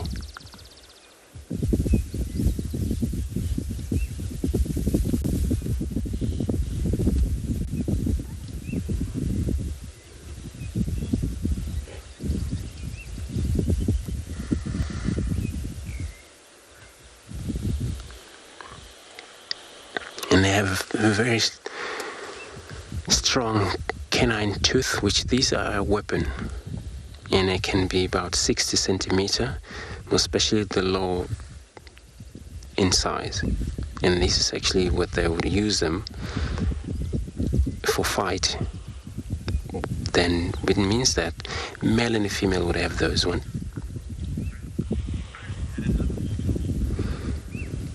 So everybody, we spend enough of time in this watering hole here. So I'm going to now check for anything else, maybe spot a cat. In the meantime, let's go over to Chris, who is also at the watering hole.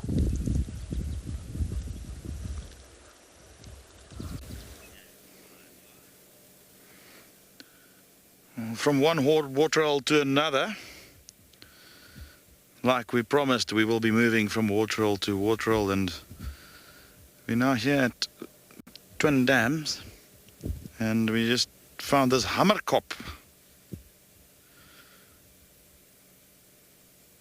There's a bird that's previously believed to be in the egret family. Now, taxonomist has placed it in its own unique family.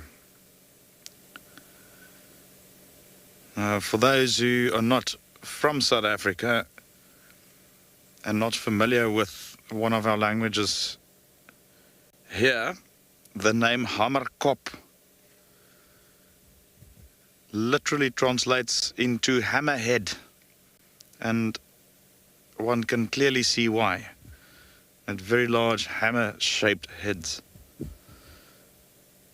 And it's now just wading in the water, looking predominantly for fish, but I've also seen them taking small frogs or any form of aquatic creatures they can catch.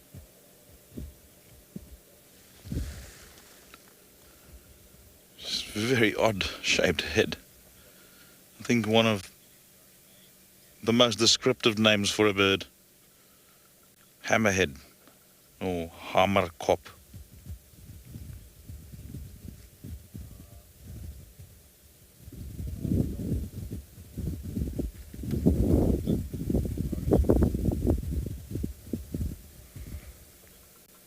It'll just wade, and if it sees a fish, it'll try and spear it with that very sharp beak and then swallow them whole.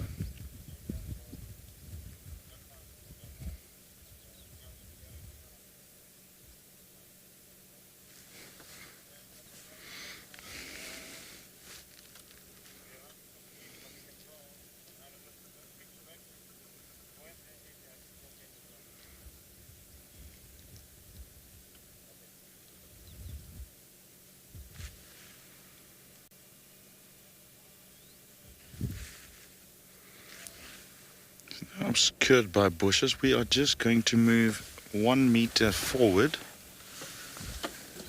Just bear with us for a second. We'll just gonna go towards the dam wall. Just stay with me, and we'll try and get another view of it. It's really a funny looking bird.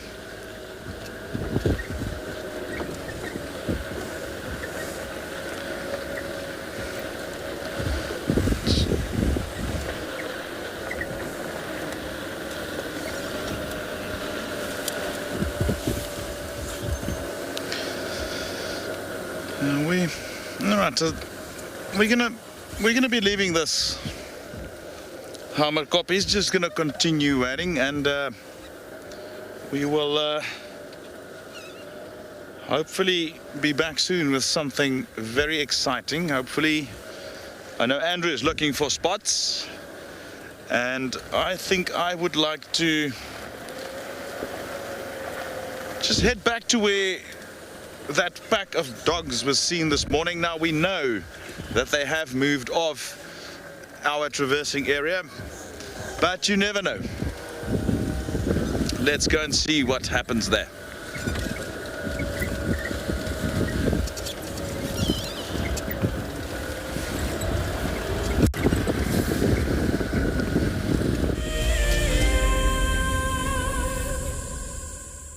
The Masai Mara in Kenya is an iconic wilderness filled with life.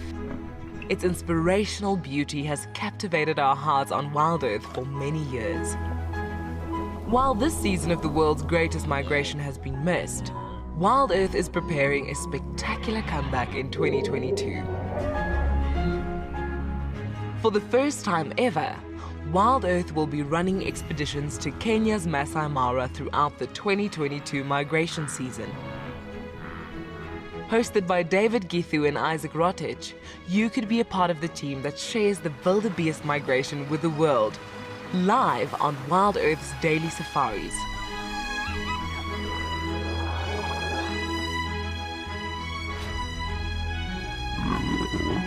If you're interested, then head over to our website to find out more.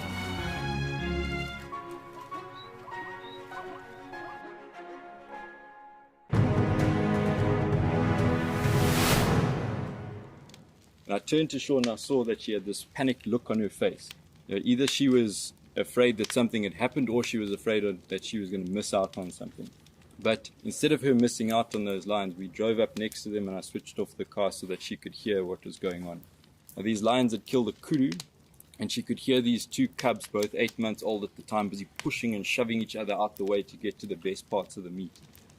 And the mom was lying just to the side in the shade. Now, I'd known that before losing her sight, Shaun probably knew what a lion looked like. But I really wanted her to know what this lion looked like. So for the first time in my guiding career, I started to describe to someone what a lion looked like. And I found that, I started to notice things in that lion that I'd never seen before.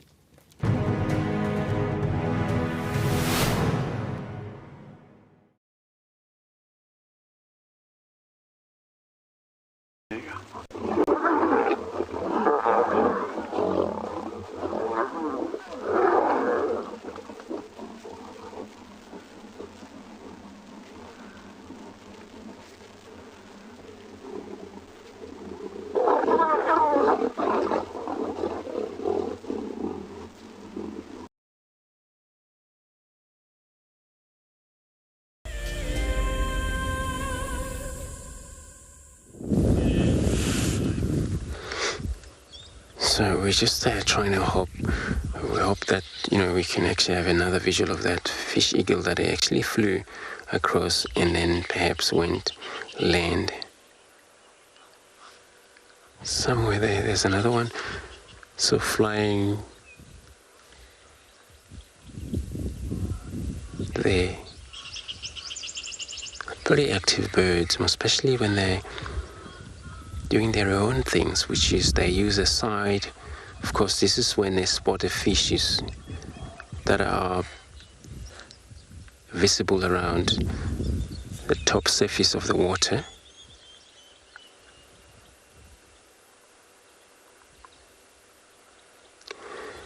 We just heard them making such a sound as a way of communicate.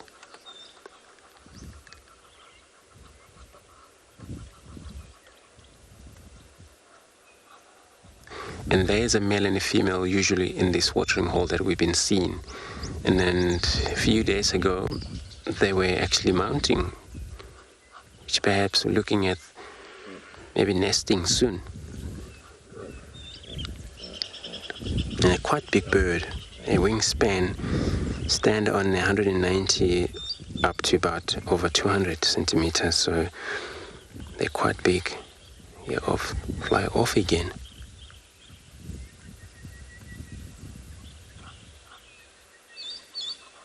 But it's always on a bird of prey, so female larger than a male, always.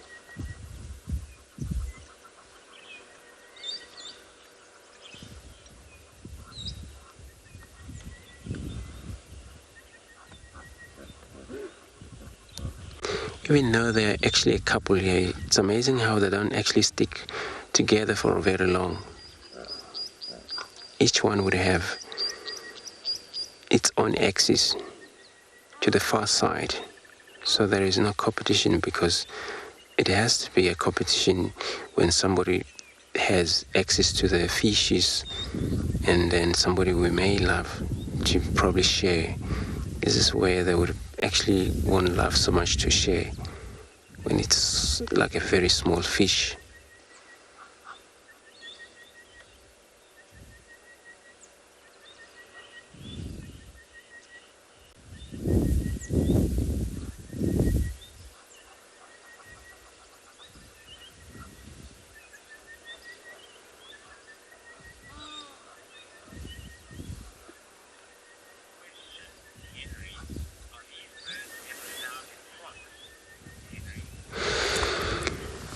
Henry, you are asking this bird ever found in flocks. They're actually very hard to be in flocks. They're usually a pair or one. Even though here it's a big lake, we would expect to see maybe, since there always got to be a couple, or then we don't see 4 or 3. So every time there's a third one arrive, if it's a male, then it's going to be so much going on. It's all about territorial.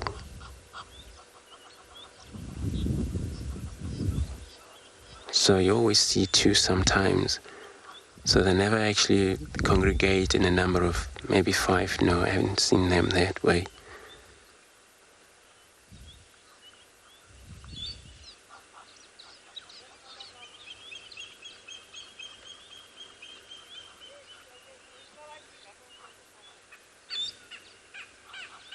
But it's everywhere. They're well abandoned everywhere. They are abandoned birds. Rivers, flown rivers, dams such as this one, shallow water, as long as there's a fishes and there's the frogs. They've been seen actually feeding on these terrapins.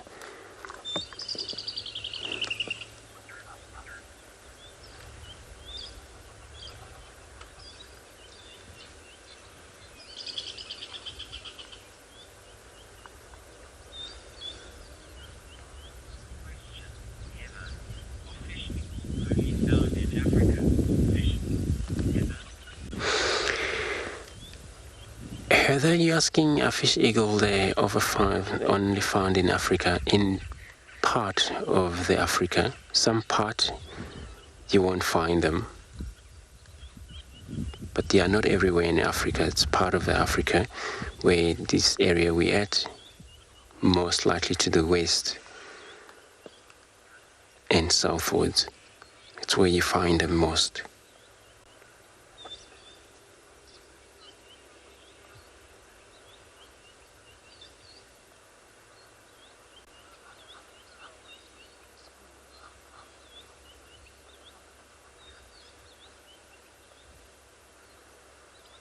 And they actually don't really migrate. They stick all year round.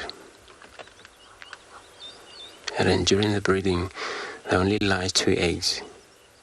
2 eggs all the time. 3 can be 3, but roughly there are 2 eggs to be laid on a nest.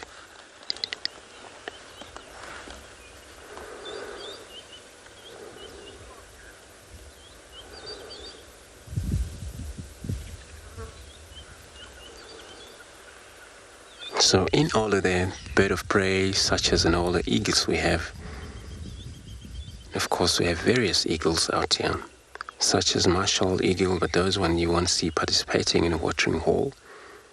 They would hunt in dry land. So everybody, I was about to leave the watering hole here. I'm still going to do that. Check if there is any cat around here. In the meantime, let's go across over to Chris on the move.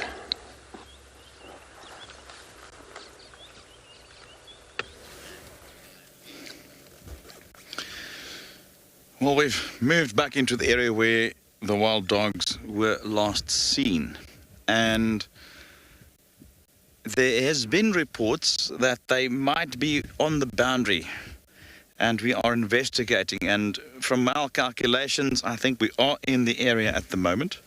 No visual on them, so we will need to just be patient and hope that they have not moved back over our border, and we will just listen out. We know they can be quite vocal when they move, especially when they hunt, make those little chattering sounds.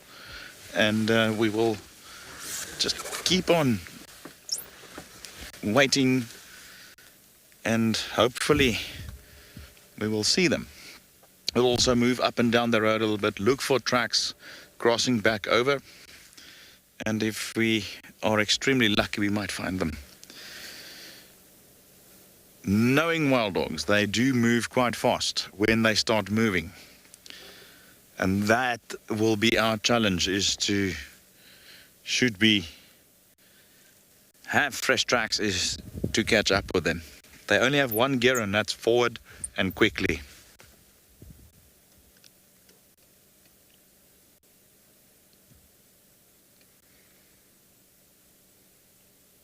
But at the moment, no real sign of them, nor tracks, nor sound or audio.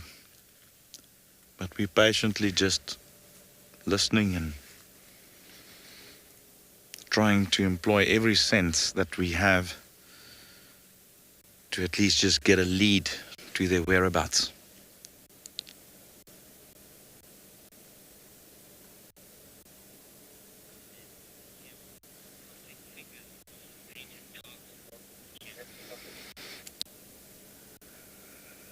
Hi Kim, I think you're not the only one crossing fingers.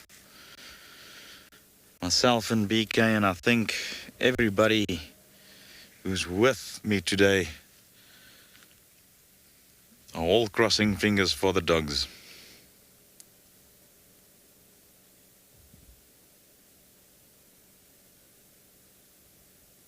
Another firm favorite of mine. They're just amazing.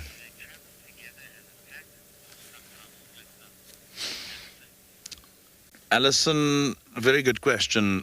They travel mostly as a pack, although sometimes in the confusion of a hunt you might find that 1 or 2 individuals do get separated from the group or the pack, and then you would find them by themselves, or maybe a small subgroup. But that is often either weather related, in very large rainstorms that might happen, and often when they do hunt, you know, when they spread out and chase an animal, they can get separated from the group. They generally do relocate each other with sound. They have got this sort of whooping sort of almost like cry that they used in order to locate each other by sound. But for most of the time, they would be cohesively moving around as one unit, as a pack.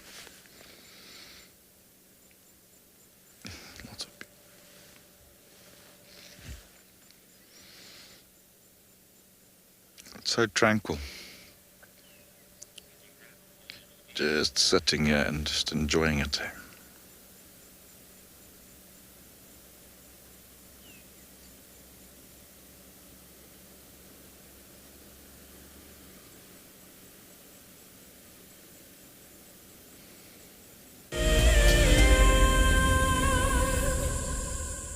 On bushwalk, we eventually caught up with our elephants that we were looking for earlier. Although we only found 2 tracks coming in, we eventually caught up with 3 elephant bulls. This time of the year, there's not a lot of elephants in the area, and it seems that they've moved off because the vegetation is a little bit low at the moment in terms of quality and nutritional value. So we decided to start walking back. So our plan is just to use this road rather than to walk through the thickets. We also had to take quite a large detour when it came to looking for our elephants so that we could stay on the downwind side of them. We eventually did catch up with the tracks, viewed them for a short while, and then the wind changed direction. We decided that it's just safer to leave them unattended. It's also one of the reasons why I'm walking on the road. The area is slightly more open and there's less chance that we can bump into an animal while there's a wind factor that can potentially compromise our safety if we should be walking through thickets. The reason why wind can make walks unpredictable is because animals can't hear you. And neither can they smell you, which is one of their 2 incredibly strong senses that they utilize in detecting potential threats. And if you stumble on them the last moment, obviously they get a scare and they can react incredibly dangerous in situations like that. We're just going to continue our walk and let's go and see what else can find.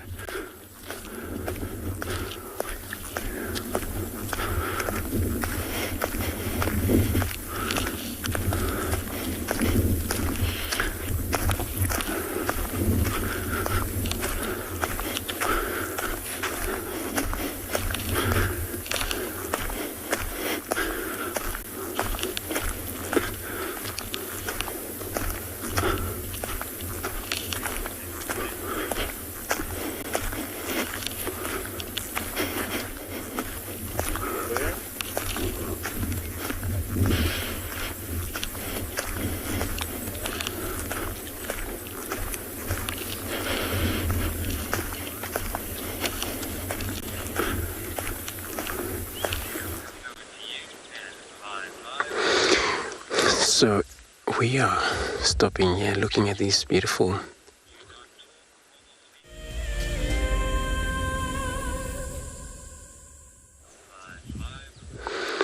sitting here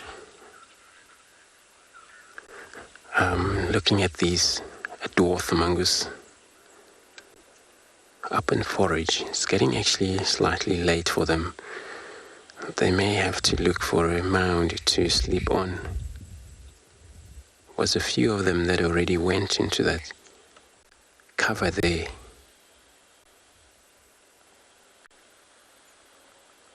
So they would forage all day long. But they form such a number of about 15 animal. One is actually right on top of there, to the right there on a falling log. It's already wandering around in the top of the log.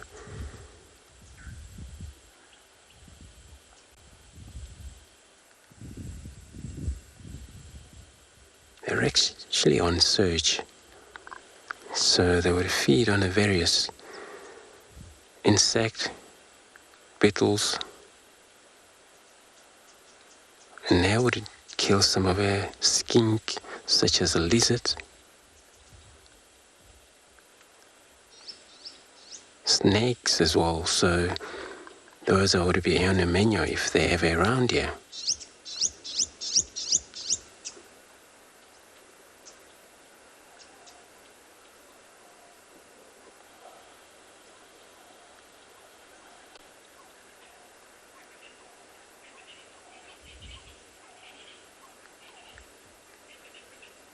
sure if that the fallen log there, it's got a holes, so they may maybe use it for the night.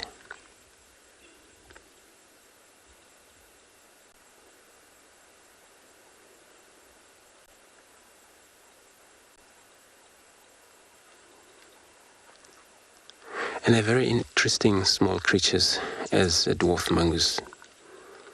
They do a lot of work, they cooperate, they don't actually share, they kill. If they found something small, they only share when it's bigger. But they do better on themselves. So everybody, I'm gonna sit here in the meantime. Let's go over to Chris.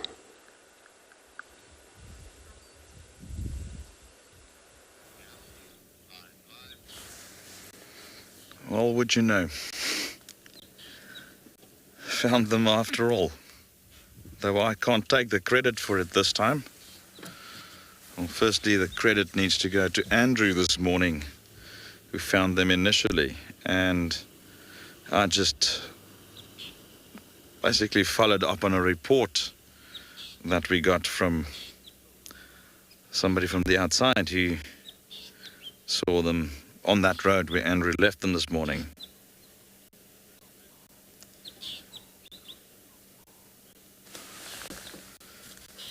Always a privilege.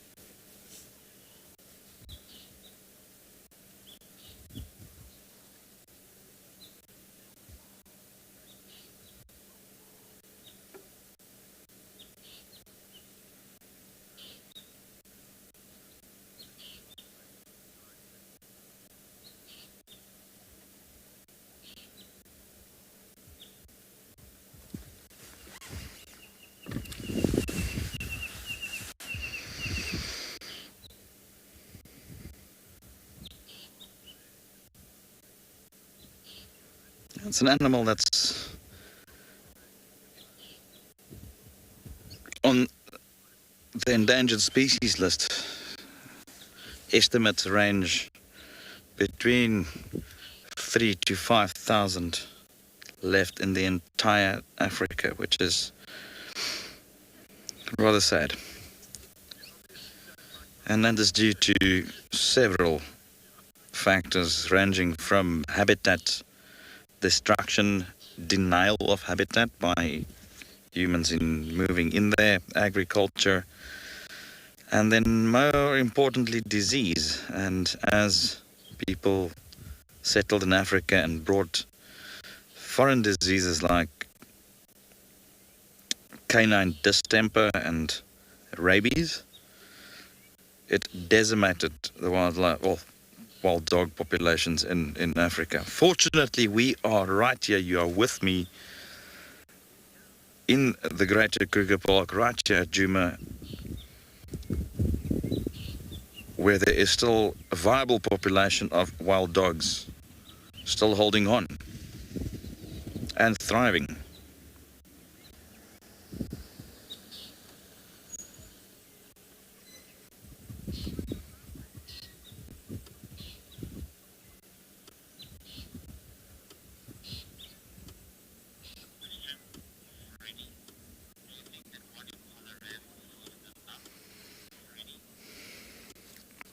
Good afternoon, Freddie.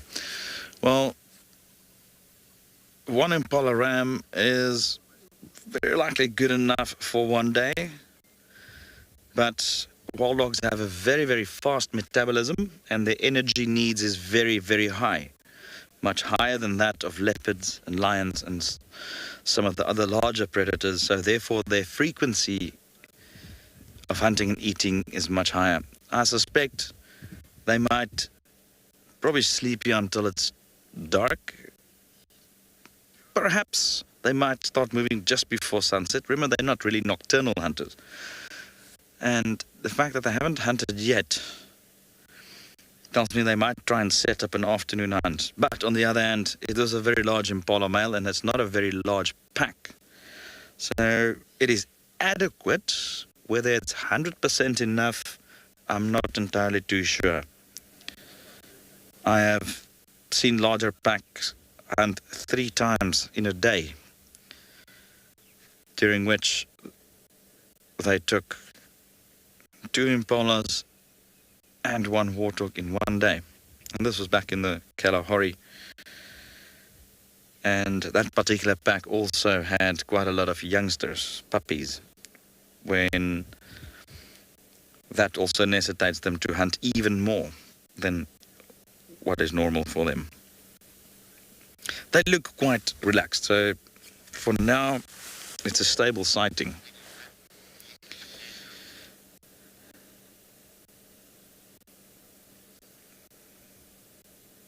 We will be keeping a close eye on them, and in the meantime we're going to take you over to Andrew to see what's happening on his side.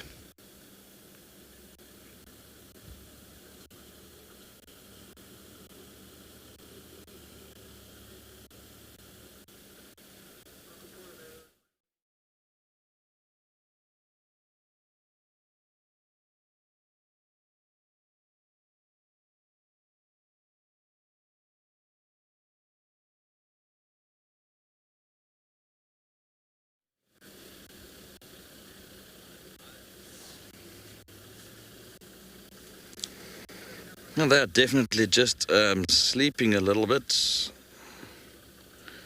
So coming back to our earlier conversation, it's a tricky one to say whether they will be hunting again today. It's going to be dark not too long from now, so they're not really known to hunt that much in darkness, unless it's full moon. I mean, we're just a few days after full moon, so there might be a little bit of ambient light left tonight to do.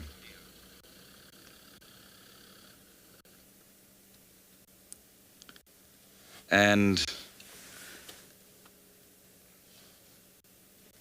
we will have to see what happens.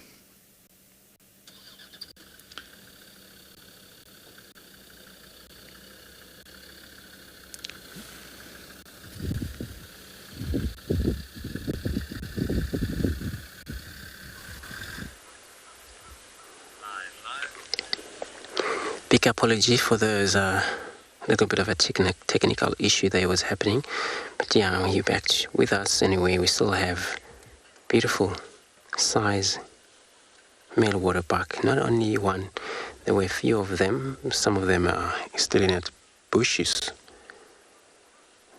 So the wild dogs now, if they were around in this area, they would love to chase this antelope. You can see some of them there. So there's 3 males in this area. What happened? They are non-territorial, perhaps. Even though there's dominees, maybe one could be more than strong than the other 2, and they're still going to hang around as a 2 male. And the situation changed when the female arrived. You can see the change of the behavior there, where these other 2, they would be overpowered, perhaps being pushed off from their females, and their dominees would have access to the female.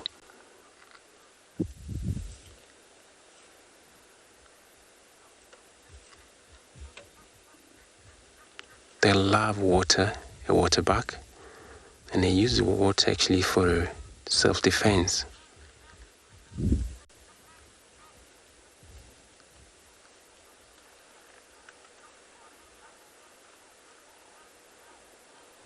And they don't also have a lot of a stripe, but that white circle there mark, that's what they actually follow me mechanism.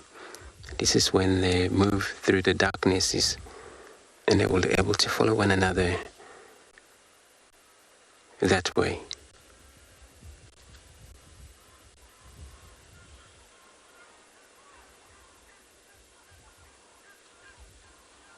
And this horn, the length of this horn can be anything from 75 centimeter upwards.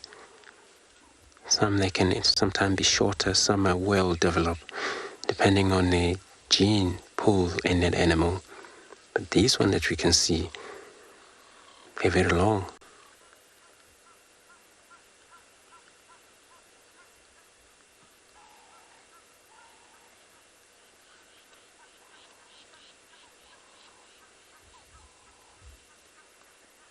There's quite a lot of grebes in this horn, so that when they fight, so they're able to balance and they hold up. They don't actually always slippery and slide off in that way. So they do fight for dominees, they do fight for dominate. And that fight is very strong for a two male.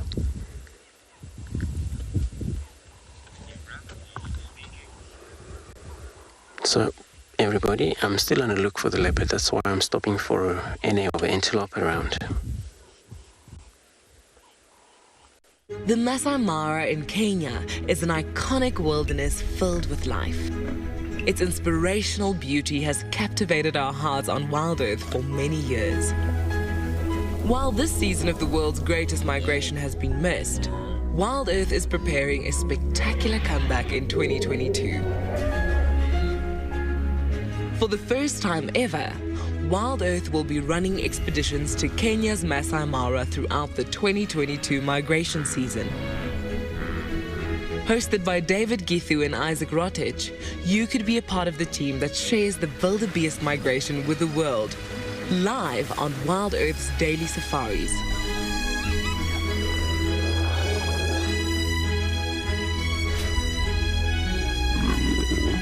If you're interested, then head over to our website to find out more.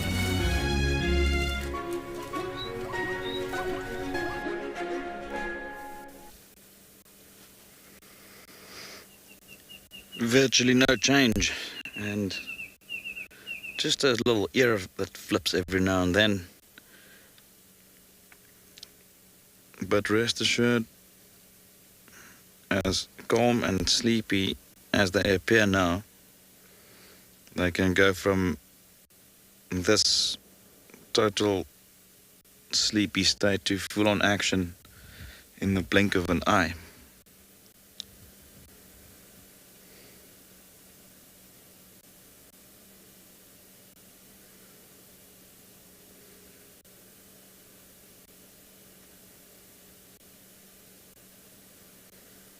Those coat patterns are just amazing. And each dog will have its own unique pattern. So it serves a dual purpose. It's individual recognition, so they can recognize each other. And there's also a degree of concealment or camouflage involved at times, and especially if they lie like this in the shade of a tree with leaves and foliage around them. And if you're not exactly sure where they are, you could easily miss them.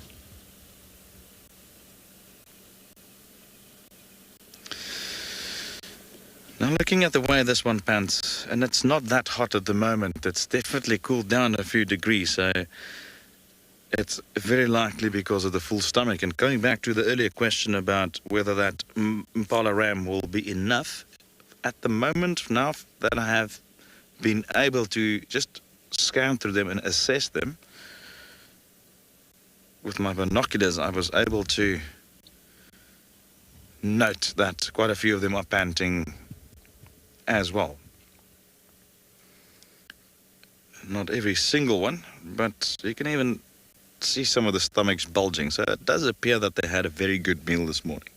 They could have even taken another animal after Andrew left this morning. And it's so difficult to predict these things, and especially with wild dogs, they seem to follow their own set of rules when it comes to these things.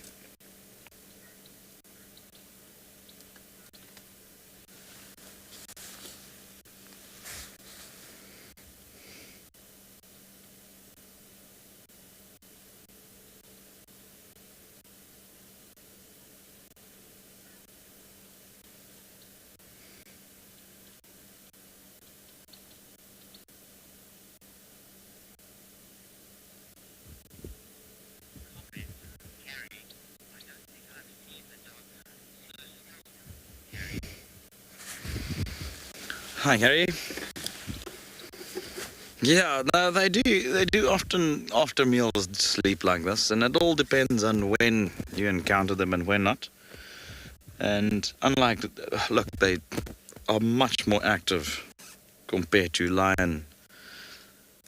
I mean, we've seen how Darkmane has been static for nearly 2 days now. No, they do move around more often, and most of your sightings are usually while they're moving. So yes, it's a very good observation. Look, we've had a very warm afternoon, and with the weather changes, it's probably unexpected for them that it was this hot. That definitely played a role with them sleeping. But I'm hoping that they would move around a bit, at least just before the sun is down.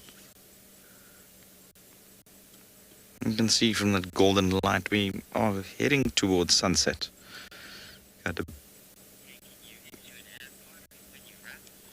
Roughly about 40 to 50 minutes of sunlight left. And let's hope for the best.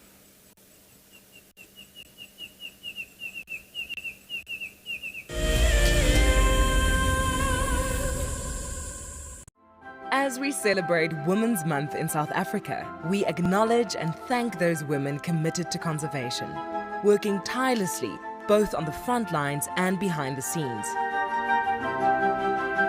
The Endangered Wildlife Trust is proud of the women who dedicate their lives to fighting to save species, conserve habitats, and benefit people. Here's to strong women everywhere who are dedicated to protecting forever together.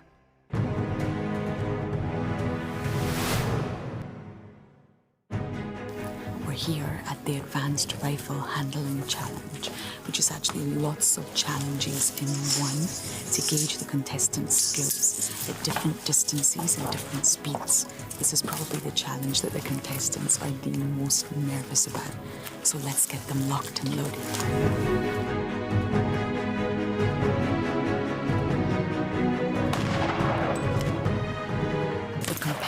Are now doing the Haley's halt, where they have to run back and forth to a target, turn, take aim, and shoot. And this simulates a chase in a real environment and gets the heart pumping and the blood pressure up. James gave us a demonstration, and the skill involved in this exercise is remarkable.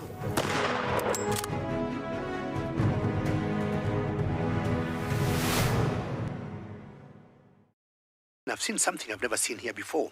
Look at these cubs. One is crossing the river. It's being washed away, unfortunately, but I'm sure the mother is going to save her. Look at that. How beautiful. Look at that. One crossing, 2 to go.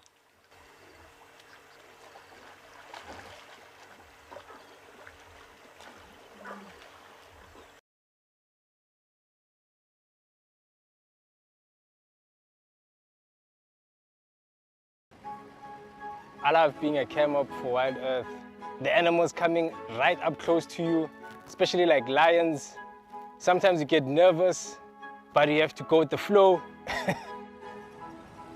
My favorite animal to film is the elephant because of how big it is.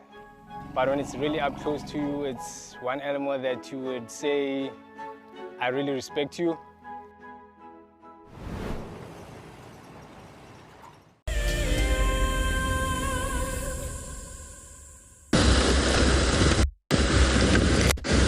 So we're still bumbled, so I decided to come back to Djuma again and then search for the pride there. It's actually very quiet. So we're probably going to search for the pride of Tlamati. It definitely has to be in Djuma for sure. Having buffaloes around, we're going to go back to this herd of buffalo. Stick with them.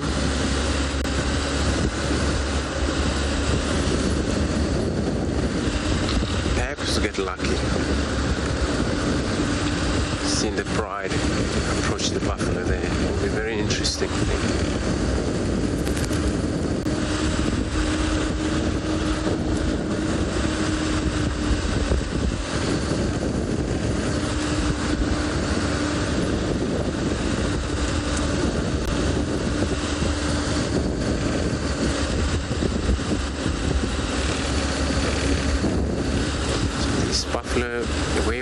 them. So the easy access for them to drink would be maybe between them if they don't change their direction. They were coming south from there. But you know, they can change direction anytime, move different way.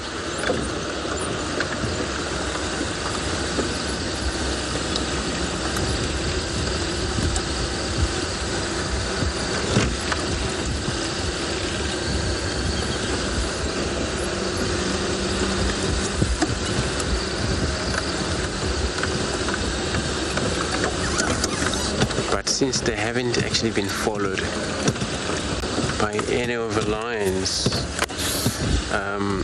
since last night, then they would take it easy. So everybody, I'm gonna get trekking around here. In the meantime, let's go across to JP where they're on their watering hole.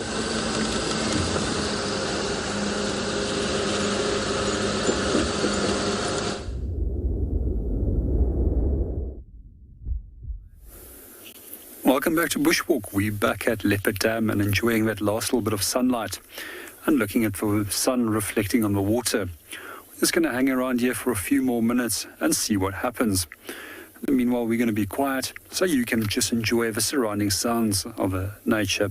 Some birds chattering in the background, some red-billed buffalo weavers that are coming back towards their nest.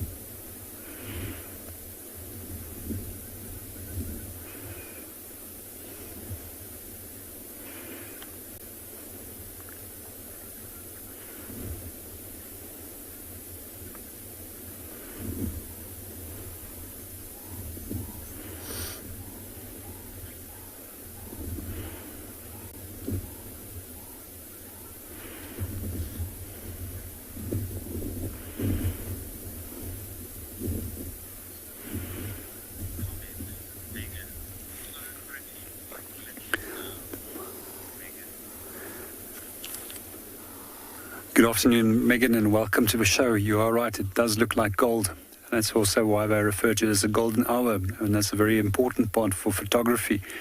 I was just earlier mentioning at this time of the day how beautiful that golden coloration of a late afternoon or early morning sunrise is on this copper-coloured grass that we have at the moment. And I've got a lot of fond memories of elephants and following leopards through that grass with that golden light on them. And those are two sightings that I will never seem to forget. I especially love it when elephants are dust bathing at this part of the day, and you see that dust that's been kicked up around them and been thrown over them, and then starting to reflect that golden light color. Looks like golden dust that's been sparkled on top of them.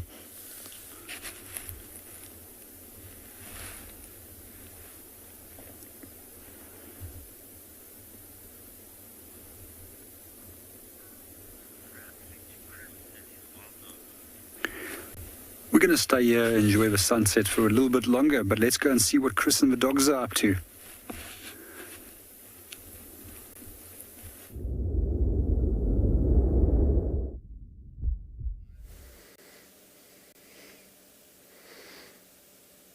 I totally agree with JP. This light is amazing. It's that typical golden hour, as we refer to it. And you can just see that little glow coming off that. Even the soil and the leaves and the wild dog as well.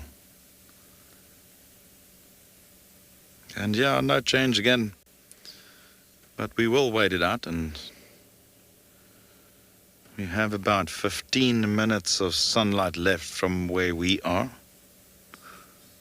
and probably about another 10 or so of ambient light after that.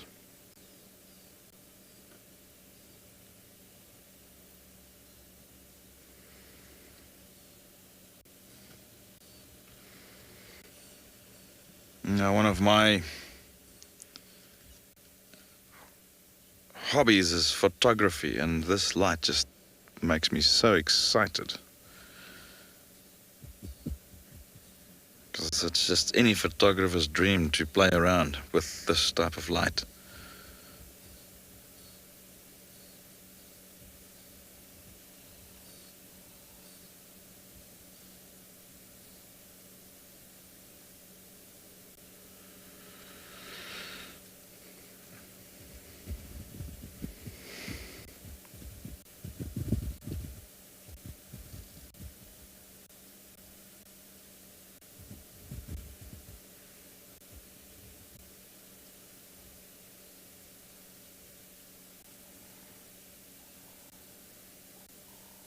There's just nothing like a sunset in Africa.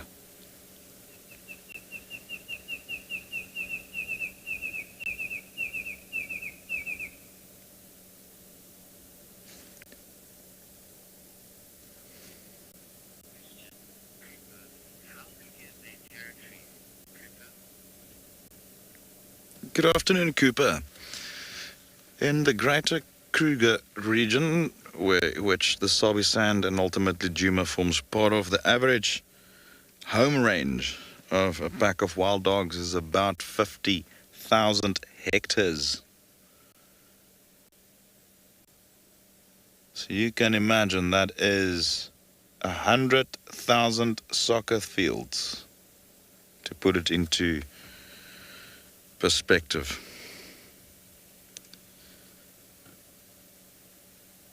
Places like the Kalahari and further out into the drier parts of Botswana, that home range size can increase to 150,000 hectares, which is enormous.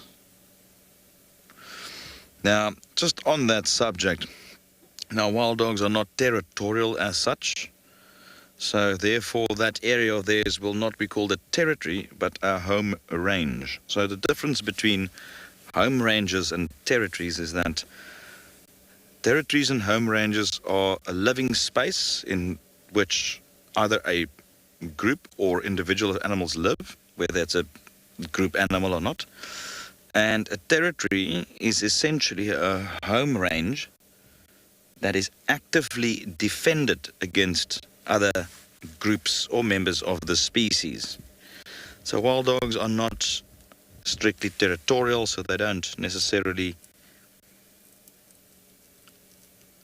defend territories against other wild dogs the way lion and leopard would do. There's a lot of marking that they do, and it's more communication rather than advertising territories and so forth. When neighboring packs meet, there is some hostility, but they're not strictly as territorial as leopard and lion per se.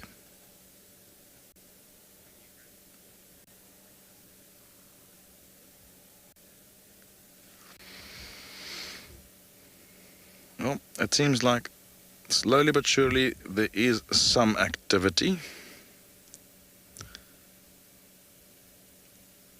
And we will stay here and keep observing them in case they do move.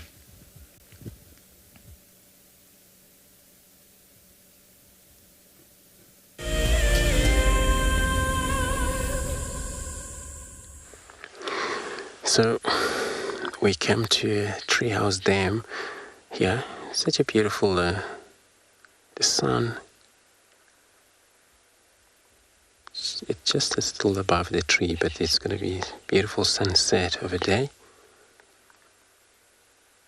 Seen Kuru came here to drink, but I will just vanish unless if I move forward Perhaps we'll still see a little bit of more of them there.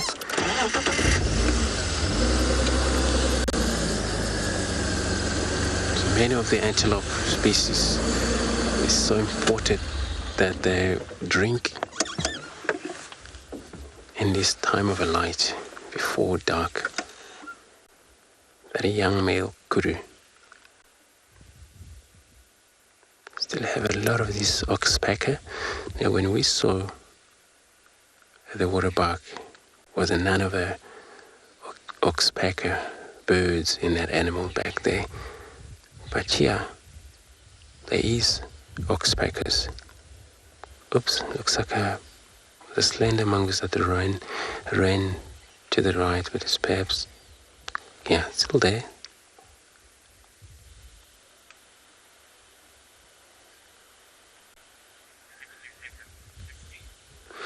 So it's so that this animal, they carry a lot of a parasite where it's less parasite on a waterbuck. They have a secretion oil on their coat, that's why they wouldn't carry so much of a parasite where kudu they are. That's why you would see a lot of these oxpecker, oops, get frightened. It's gone. Not sure if the slender mongoose is still there or vanished. Probably just ran.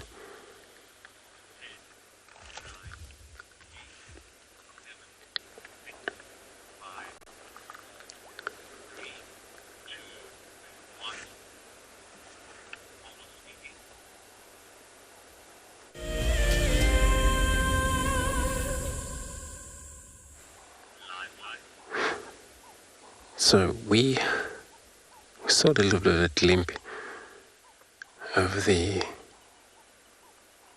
slender mongoose ran across, but it's actually disappeared. Looking at these reflection here of the sun, it's such a stunning.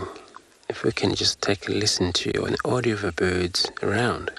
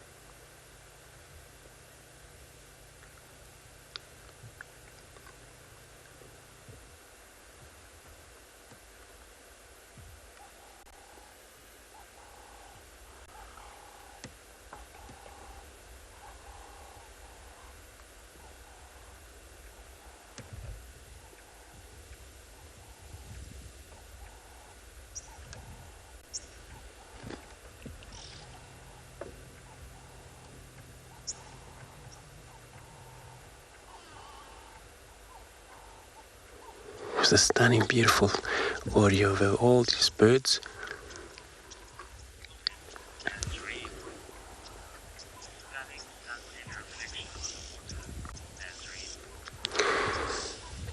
Nazarene, you commenting, saying that a stunning reflection of the sun in the water. It is Indeed, it's such a beautiful, especially this time of a day when the sun goes just before disappear on a mountain. It's just a stunning, beautiful reflection.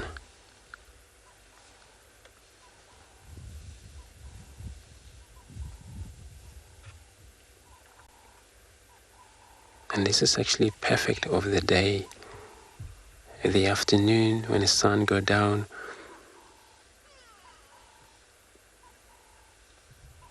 and that's why when we take that silent of a moment, all you hear birds calling about, because they know for sure they're going to be no longer flying those that cannot fly during the night. They're going to have to find their perch for the night and then relax. So everybody, I'm going to continue my journey looking around here. So let's quickly go over to Cape Town with Trishal to say hello to everybody.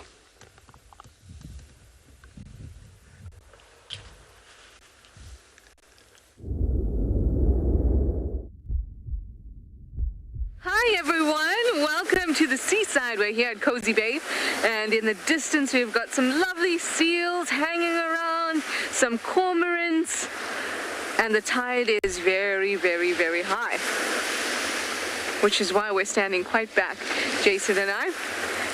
You'll be able to see now. Hi everyone, it's me, Trishana. I've got Jason in camera. The sun is setting, it's soft, and the light is wonderful and warm, and so am I, which is wonderful because yesterday I was not. So we're standing here at the moment because, do you remember how we've been walking on the sand and climbing on the rocks? Well, only rocks for us today, and only the tall ones.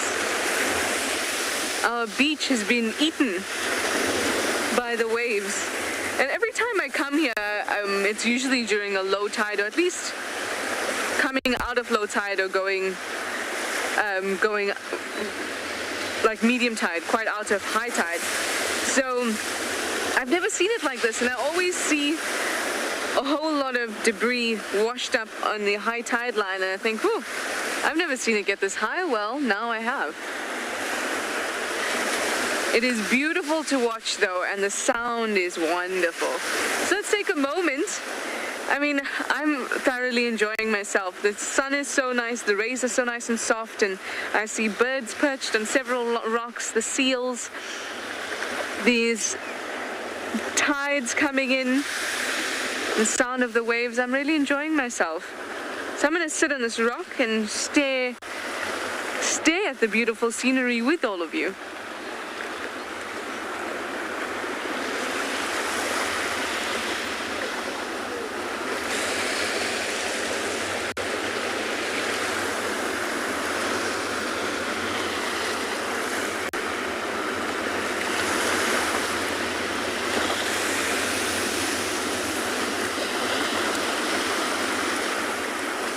Oh, here comes a biggie. I always like to see if the water will reach me or not. But it is really, really high.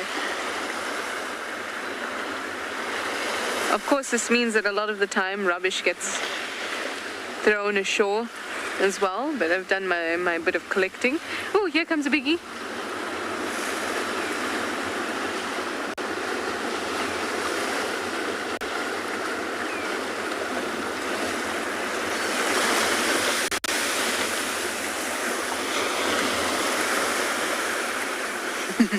I love that. It's so meditative. I could sit and watch waves and listen to them for hours. The waves are my new elephants here. When you wrap speaking.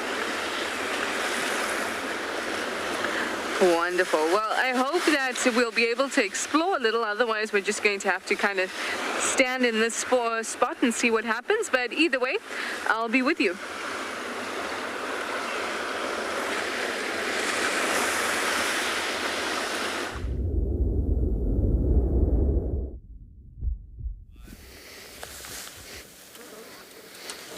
sounds so relaxing being able to explore that region. However, we back in the bush up north, still with this pack, and there seems to be a little bit more movement now, which is expected before they normally set out on whatever activity it is for the late afternoon, evening, like they do now. You will typically see this grooming and greeting and licking each other and rubbing against each other, and eventually they start this greeting ritual, which is accompanied by a bit of vocalization, and after which they just put it into forward gear and off they will go. Now, we don't have much time left with them, and we're going to enjoy every single moment with them, because after dark we're probably not going to be able to view them.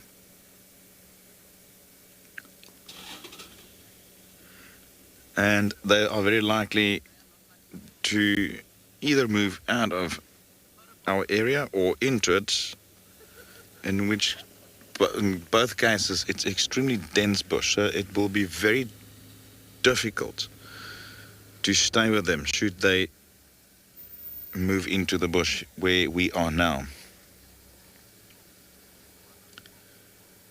But we'll take this any day. Even though they're sleeping, it's wild dogs.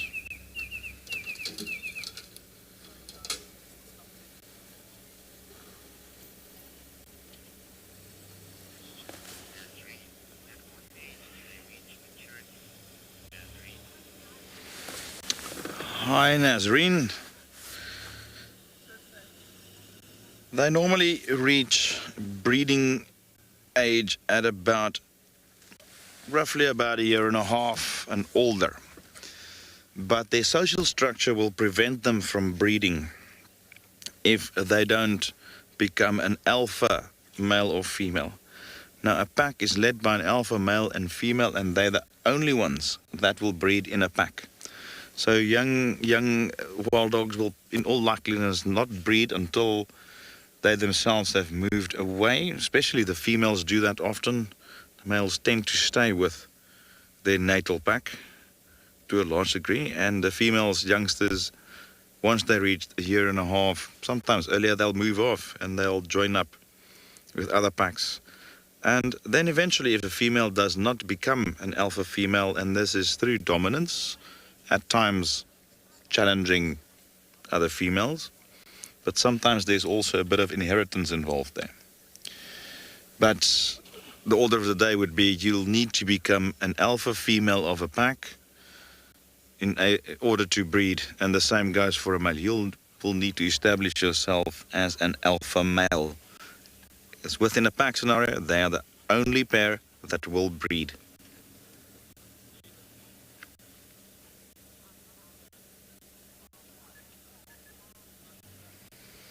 It's also one of the few predators or large predators in Africa that are seasonal.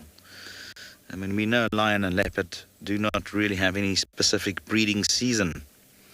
As soon as their cubs are raised, the mothers go into estrus and they breed again. Whereas wild dogs tend to have a breeding season in southern Africa. Not so much in East Africa, but definitely in southern Africa they seem to be breeding in May, or roughly April to June, but I'm using May as the sort of central month in that bracket.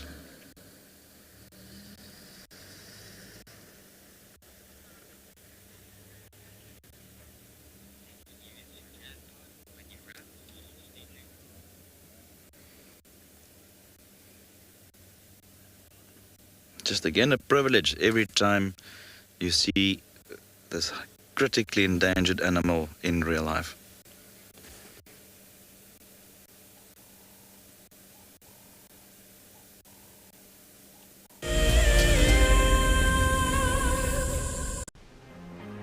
Calling all WildEarth explorers, we have a new and frankly awesome travel prize for you to win.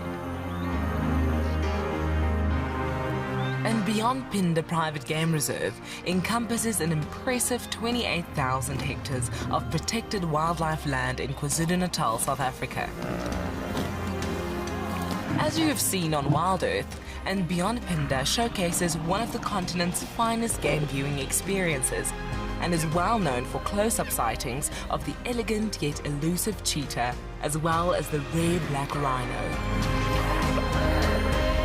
Sign up to be a WildEarth explorer before the 16th of September and you and a friend could be heading to the magnificent Phinda Mountain Lodge, where you will spend 3 nights escaping the real world at this ultimate safari location. WildEarth Explorers, it's in your nature.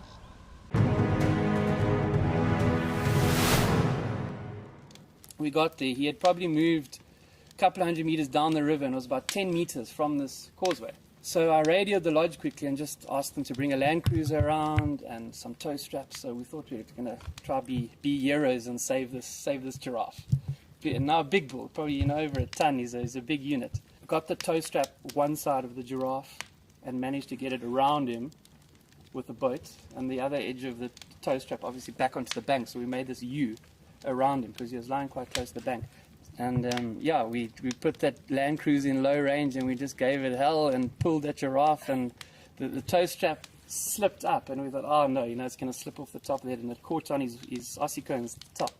And that last 10 meters pulled him out onto the bank, and he battled. He was obviously quite weak and all that.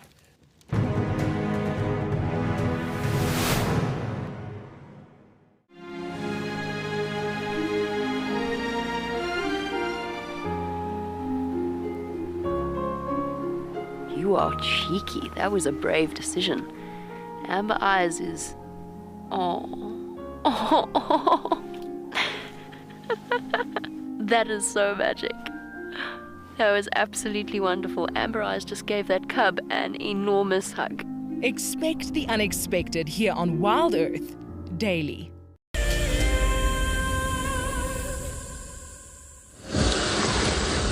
So we still stitching around. I'm gonna find the buffaloes now, see what they're up to. It's getting slightly late. They may maybe get followed by, if there is any lions around here nearby, then it would be the Djuma Pride.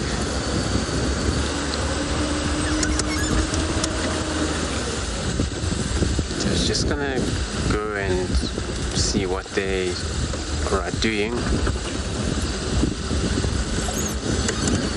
But we're gonna have to look for them, because then perhaps they have moved from where we have left them.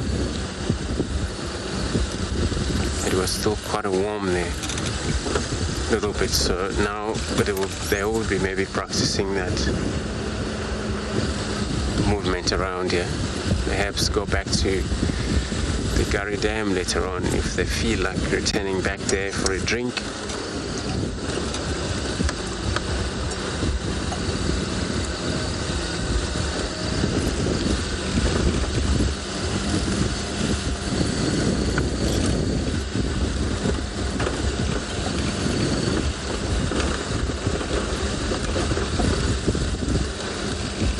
So one buffalo, it will be sufficient meat for the whole pride of lions, such as the Djuma Pride, because then there's so many there.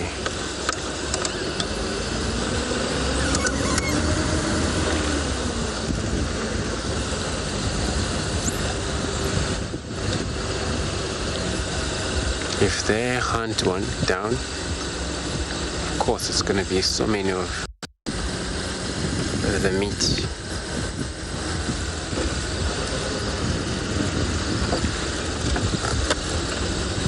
They would spend a lot of time, perhaps 4 days for fully grown buffaloes, 3 days, and they're still eating in it.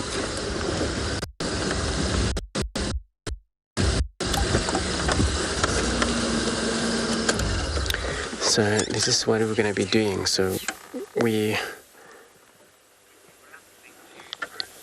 going to be continuing soon. So let's go over to Chris, everybody.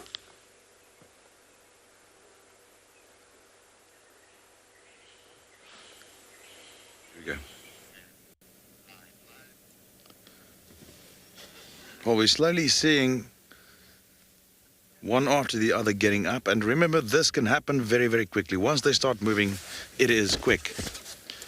So we're going to try and soak up every single moment of this. And usually, once they've made a final decision to move, it would be the alpha female who initiates it.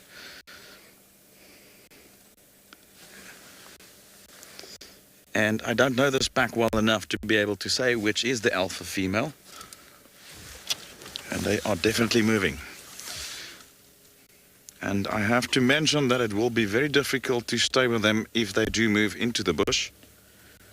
You can clearly see in the background how dense it is. And I'm gonna, as soon as they've passed the vehicle, I will be turning around.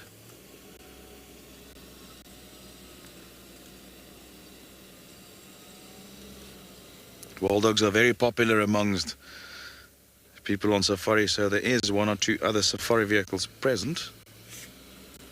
Just to keep that in mind.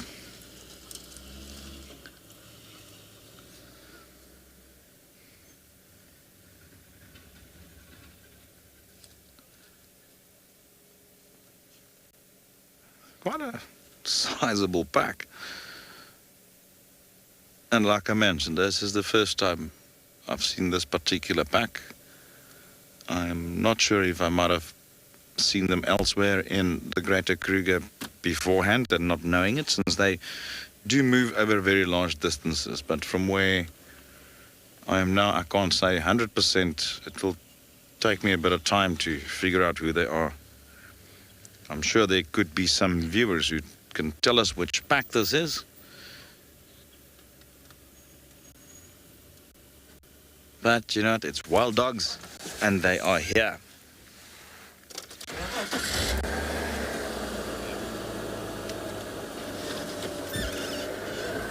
What is the pack's name?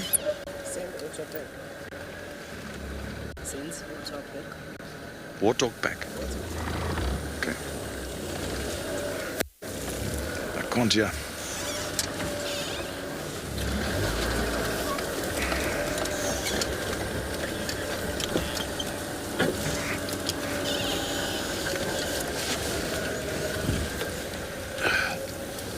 Okay, we're going to try and stick with him.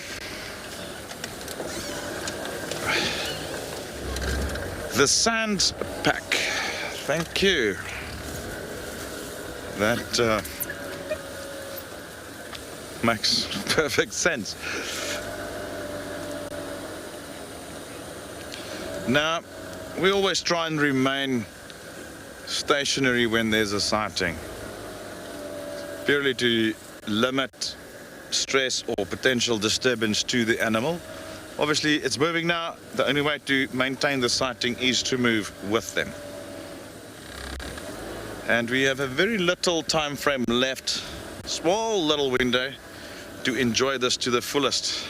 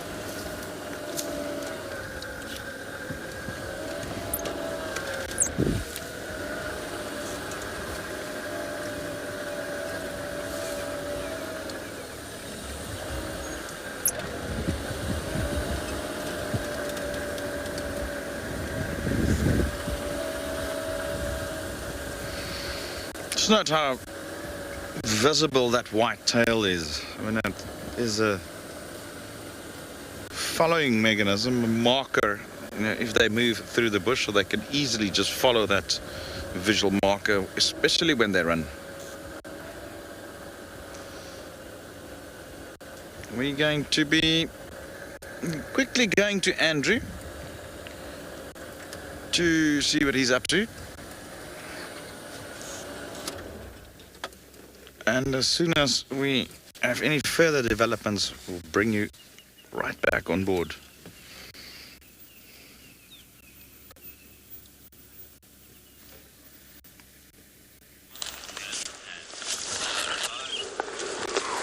So everybody, we have found the buffaloes, the herd. We didn't actually see so many of them at the beginning like this, but now we can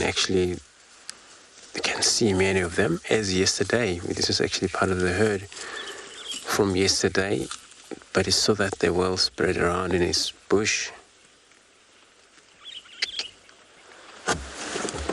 So, but again, this is the way of them. They may be stationary around here because they spend a lot of time on the eastern side of Gary Dam.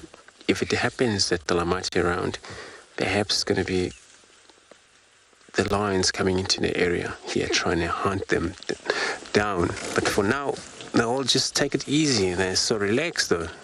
They're very relaxed. They're not actually threatened at all. They just take it easy. Some of them already gone down, lie down.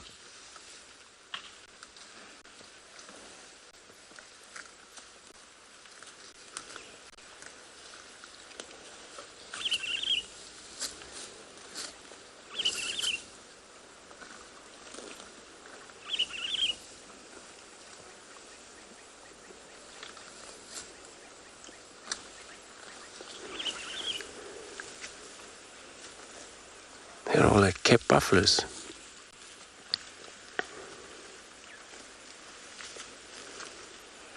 And there are oxen families, so they same to cows. So these are actually wild. But many of the diseases that threaten the cows, they also have the same disease as the buffaloes. Tuberculosis, those are anthrax.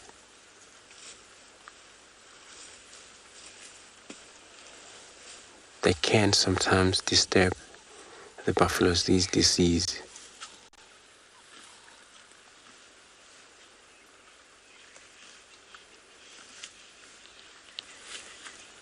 So actually beautiful. A lot of a young one here. This one's actually looking at a beautiful coat that is taking place.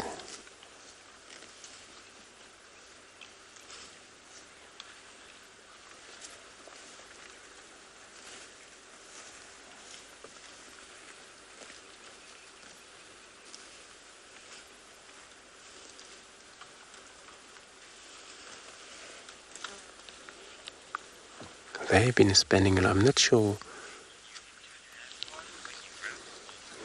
how far they've wandered into last night.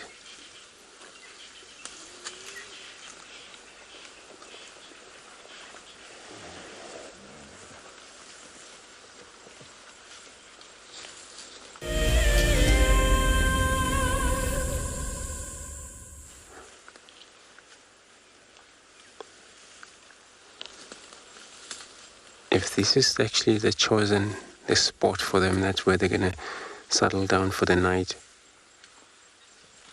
It's gonna be the best spot because they're in a higher point of the ground. But that actually doesn't mean that they won't get hunted. They will still get hunted by lions. So lions can only sense them or perhaps hear them because they make a lot of noises when they push one another a lot.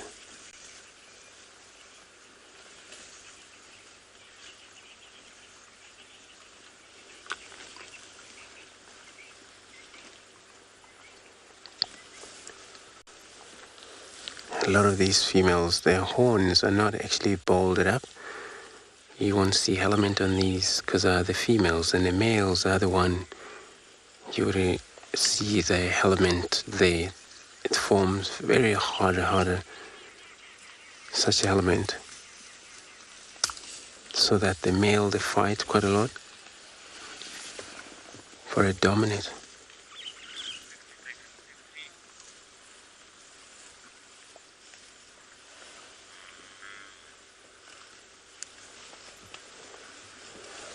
and some of them, they were actually working on practicing chewing cud, but standing up. Some, they were actually doing it, but lying on the ground.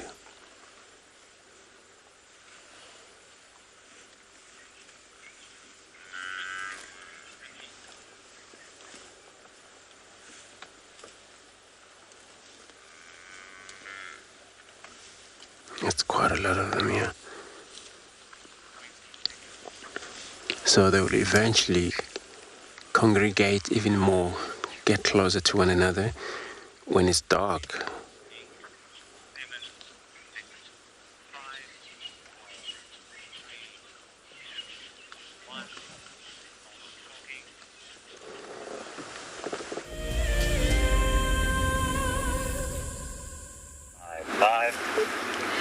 Well, the tide should be receding at the moment. We basically caught the peak of the high tide when we were watching it. Now it's pulling back just a little bit, but still, what a magnificent sight. And seeing the cormorants and the seals. Earlier when I was looking at the seals and we were setting up, they looked like they were actually moving around a little bit, which was quite nice. Often when we see them, they're just kind of static, but they looked like they were moving around. And we're definitely going to see more movement as we get warmer.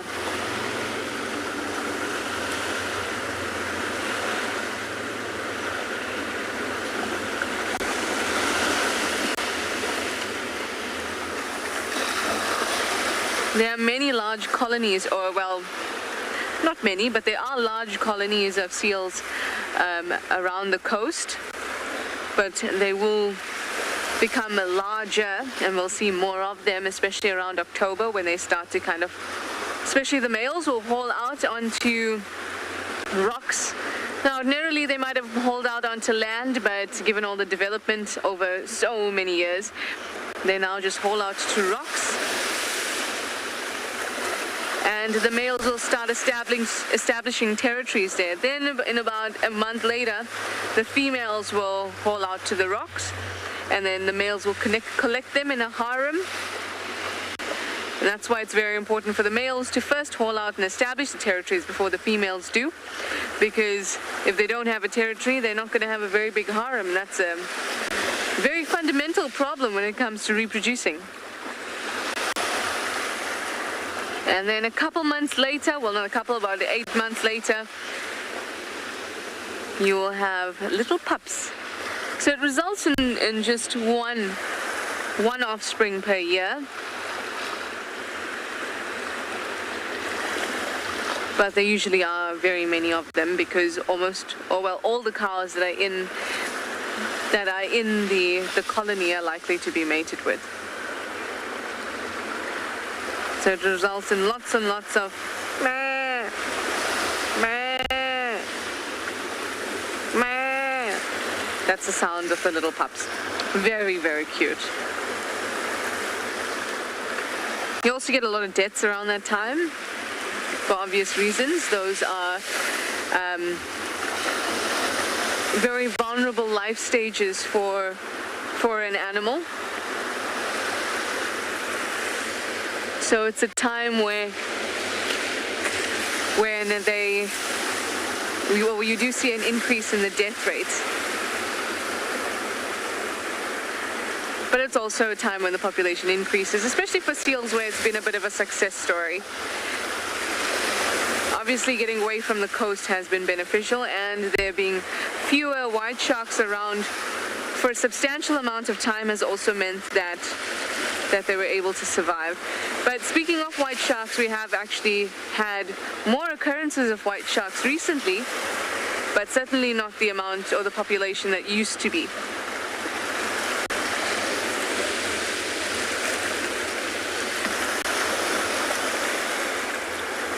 I feel like I'm shouting over the sound of the waves.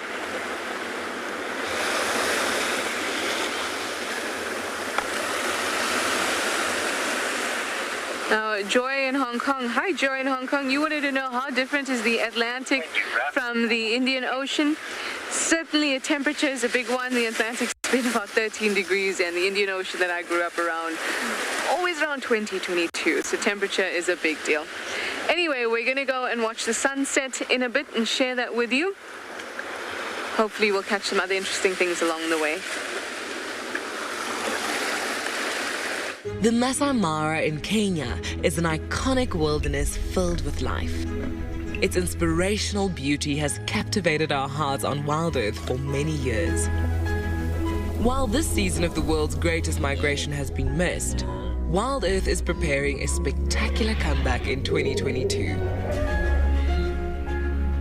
For the first time ever, WildEarth will be running expeditions to Kenya's Masai Mara throughout the 2022 migration season. Hosted by David Githu and Isaac Rotich, you could be a part of the team that shares the wildebeest migration with the world, live on WildEarth's daily safaris.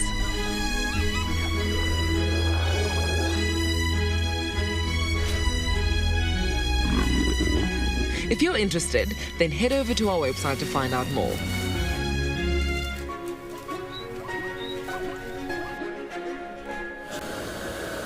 What an expedition that would be in 2020. Imagine seeing the migration for the first time in the Masai Mara. Well, our pack has started to move and we just parallel to them. And just keeping an eye, that's right on our boundary and it's going to be dark soon. So we just want to squeeze out every single bit of enjoyment out of them while there is still a sighting. This is the tipping point. If they start moving from here in either direction, it will be extremely difficult to stay with them, but we will try.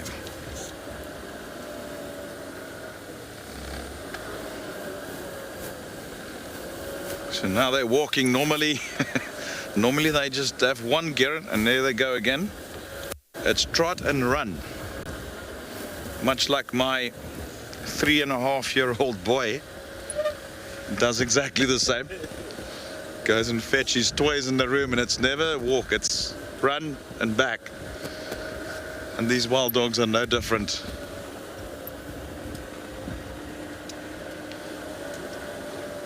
Let's just stay here for now.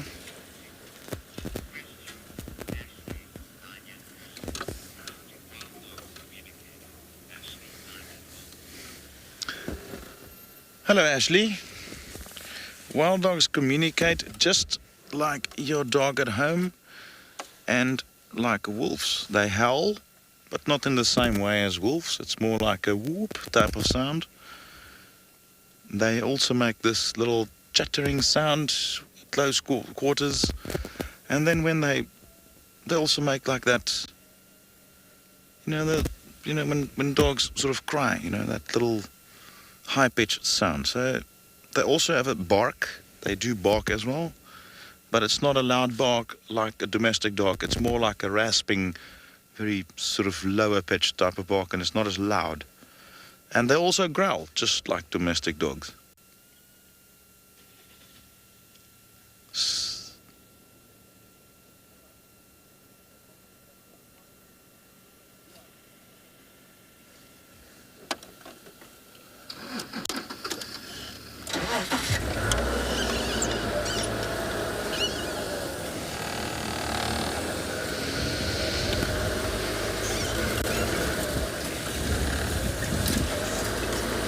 Just seem to be moving between the firebreak road and the main road. So there's still one dog up ahead. Others are up on the main road there. And they just seem to be switching between the two. So I'm not, well, you can never be certain as to where they're going to go. And they are starting to run. They're starting to run. There we go. So I did see some kudu here earlier when we approached the sighting, so we will need to just to stay on them, because they will be gone very quickly. And they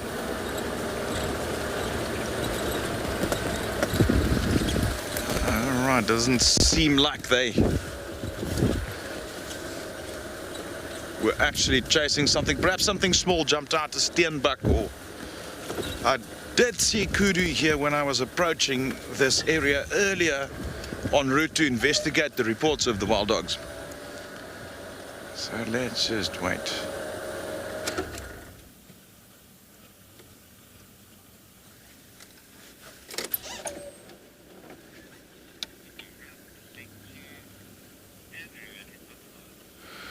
We are going to take you to Andrew and his buffalo while we figure out what these wild dogs are up to.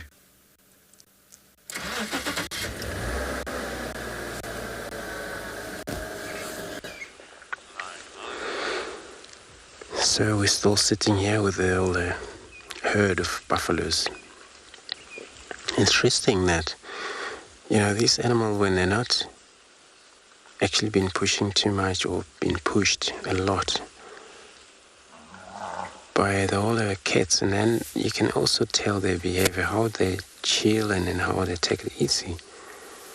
Now they're carrying on doing as their best as they do, chewing cud.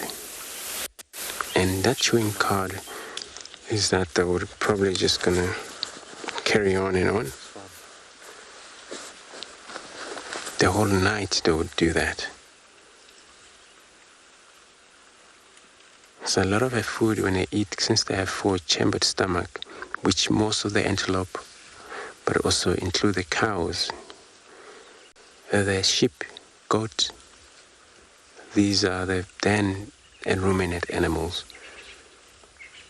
When they specialize on feeding quite a lot, then they would need to drink from there. So the food that they always eat is going to the rumen culture, which is a pocket. And that time when that animal will have time to rest, just like right now, most of these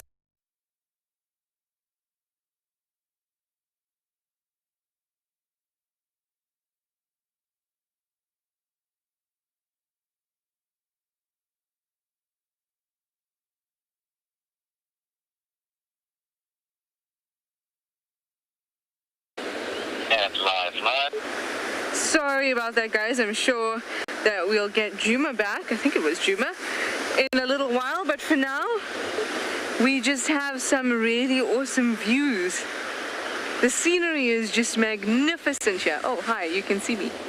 The scenery is magnificent here. I mean, apart from the fact that there's lovely vegetation, the ocean just keeps giving and giving and giving. There's a wonderful sunset that's on our horizon. I think it's going to be perfect in a little bit. For now, I mean, it's still perfect. It's just not perfect, you know? Like, not now, but now. Exactly. So I had a question. We were looking at the seals earlier, and I said that's nice to have them kind of like, you know, lifting up. And I actually saw one jump off one of the smaller rocks onto the larger outcrop there. And I had a question from Abel asking, how do they manage to climb those mountain-like rocks?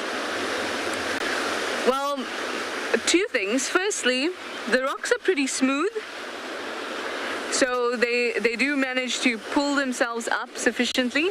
And secondly, they usually come in on the tide. So obviously the ocean is always ebbing and flowing. There's always movement.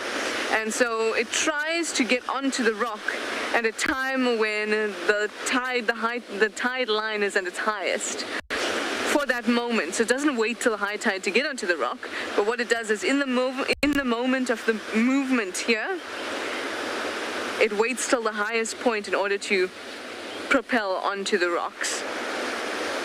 But like I said, they're pretty smooth, so they can, you know. Also, their back fin or their tail, it rotates in a way that pushes them along. Much like if you're American, a California sea lion, quite similar to that. So they can move quite easily, as you would have seen in the same spot a couple days ago when I was giving you a very accurate demonstration of the same. But you'll see them quite easily move in and out of the rocks, or in and out of the water, rather. That being said, you do get smaller individuals that do get stuck in the rocks, because sometimes the tide pushes them too much and they get wedged in a rock or something like that. It's unfortunate, but it does happen. And we did find one wedged in a rock just a couple hundred meters from here. It was dead already, but my nose led us there. But apparently it happens quite often, especially for juveniles. I suppose it's easier for them to slide into the rocks than the adults. Plus they're less familiar with the landscape than the adults who have spent many, many years probably in the same area.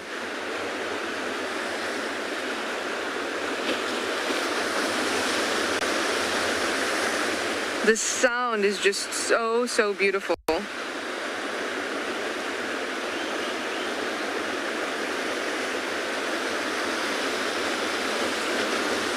It's definitely starting to ease up. And I think it's almost the perfect time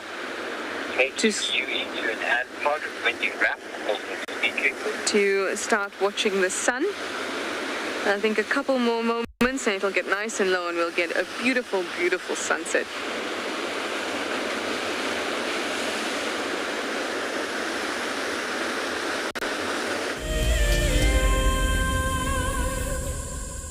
WEST has a long history, over 90 years, of being involved and even pioneering aspects of the conservation sector in South Africa. Over that long history, we have realized that all of the issues that we are facing both locally and globally are due to human impact. Therefore, we need to concentrate on working with people, and that is what WEST does. What makes me passionate about the work that we do at WEST, and in particular the work that I engage in, is actually connecting with people. Currently the work that I'm working on is working with youth in a skills development program, and just to meet the youth and to hear their stories and to bring them opportunities that we hope will have some impact on their lives really, really fuels me to get up every morning. A huge shout out to the women that I work with, as well as to all the women that are contributing hugely within the environmental sector, both in South Africa and in the world.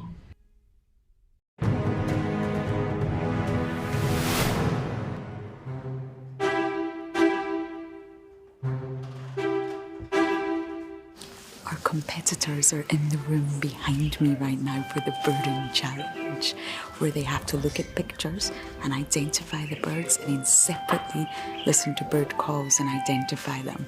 But it's not easy. This is going to be the toughest one.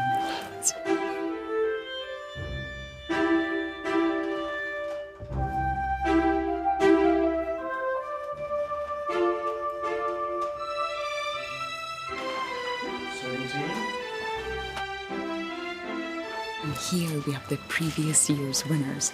You can see they're trying to see if they can remember all the answers, and look at them taking a sneak peek.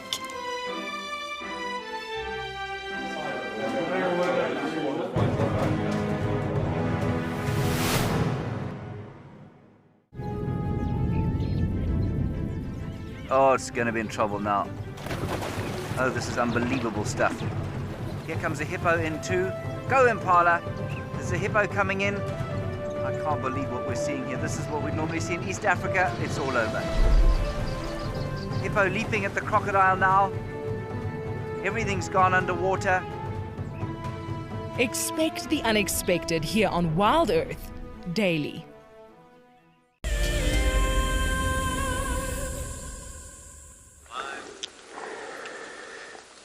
We're still sitting here very still now. We're looking at the far south, which was actually still, it is a lightning every now and then coming from the far distances. Maybe later on, middle of the night, the weather may change. Perhaps a little bit of a drizzle, the thunderstorm that coming from the way south that may drove a lot of these cat species to one direction at all time.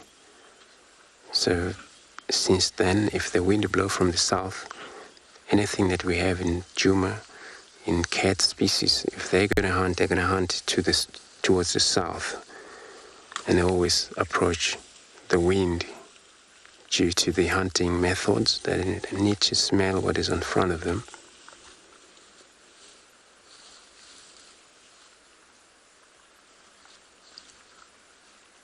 But then we'll be receiving quite a lot of all the zebra species that they may be far in the south. They will actually been pushed quite a lot of them by the wind, came to the north. So this is going to be a change a little bit if that happen.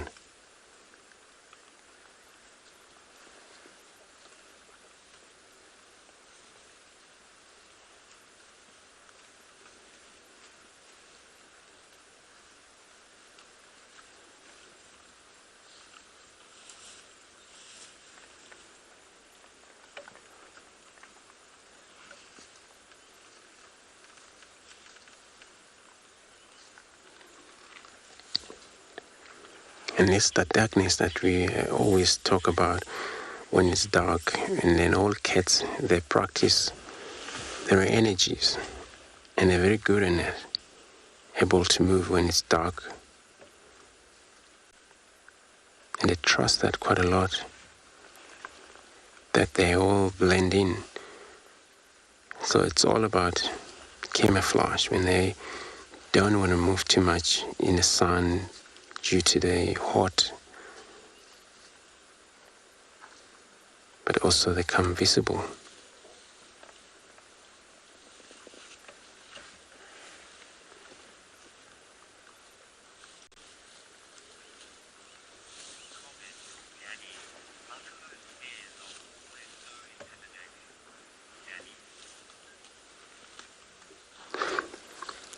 Danny, you say buffaloes, they're always intimidating. It is, you're very right. These animals, I was thinking about even yesterday, some of them, these male, when they look at you, they look at you in a different way. But of course, it's the way they are. Is the way their eyes placed just there underneath of these helmets, especially these males.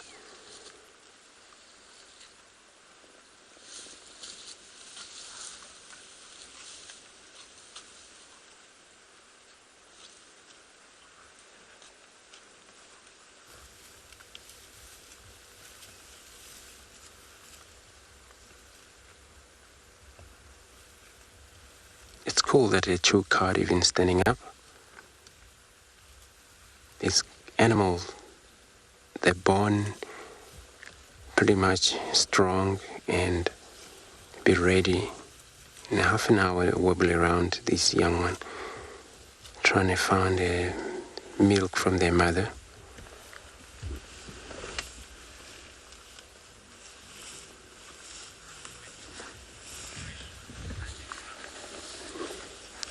So everybody, I'm gonna perhaps drive around a little bit to see if we can find anything. In the meantime, let's go across to Trishal with a beautiful sunset in Cape Town.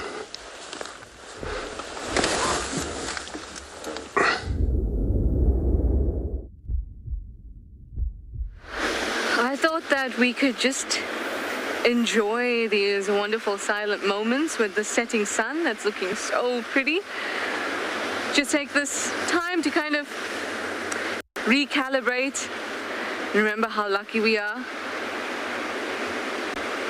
and how much happiness and fun there is to be found in all of nature.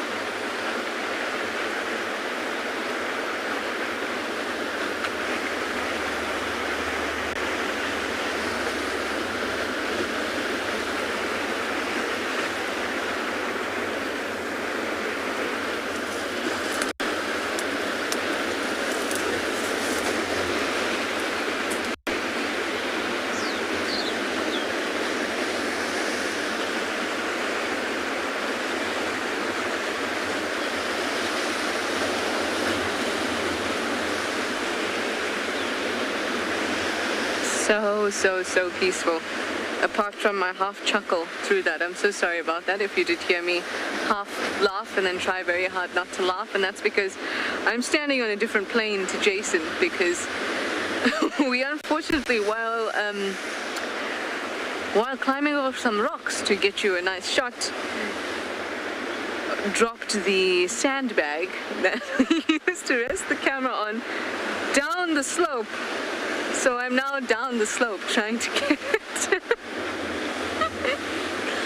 It's so funny when things go cascading high. It's so funny when things go cascading down. Don't you think so? Well, since you're here with me now, I can... As long as I don't go cascading down, then that's fine.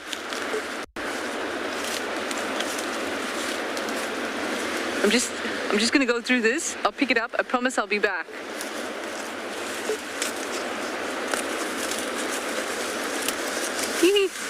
Wow, this is very narrow. Jason, you're very lucky it didn't fall right to the ocean. Ooh.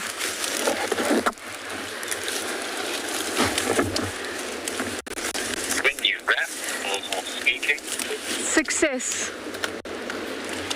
Our sandbag is alive.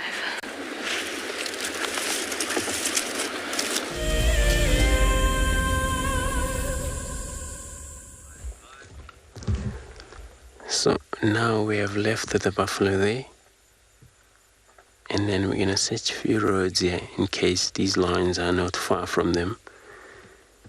But of course this buffalo looks like they're going to take it easy there in that area. Perhaps we'll find them tomorrow. Now we're going to be operating but using the spotlight during a search around.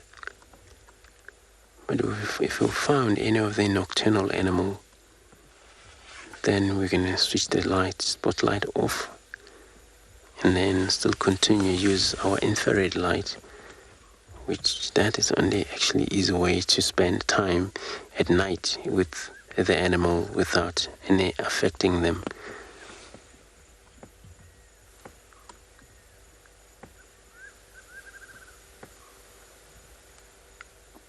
So that is actually...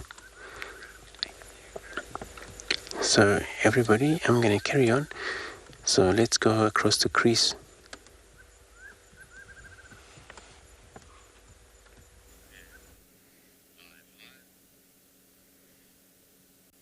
So this is what a night safari is about, is looking for exactly that, nocturnal creatures. And we spotted this owl against the silhouette of the remaining ambient light that's out there, and look at that. And this is the Verreaux's eagle owl, and previously known as the giant eagle owl. And the reason I haven't given this question to our fans is just because it's quite far, and being dark, it's quite difficult to ID at this distance. Amazing.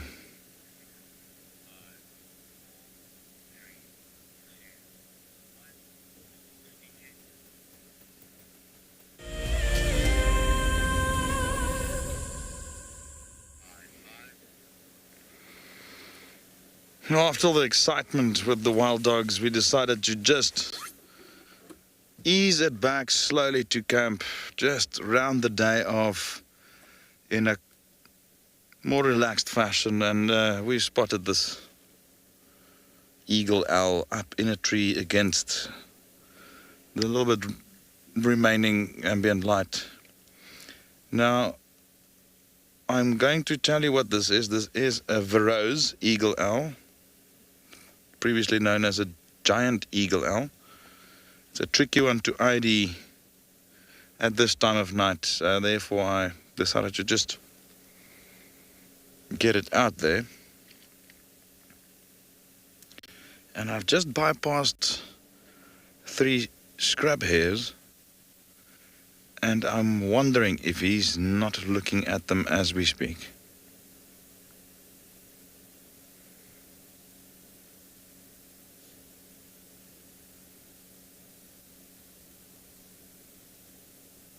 The largest of our South African owls.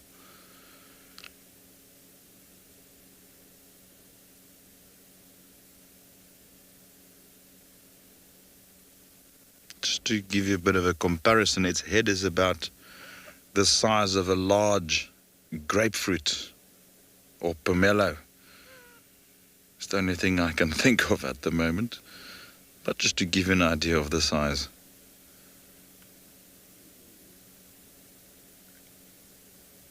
If I were to put this particular owl right next to me in the passenger seat, we would face each other at eye level. So it is a rather big bird.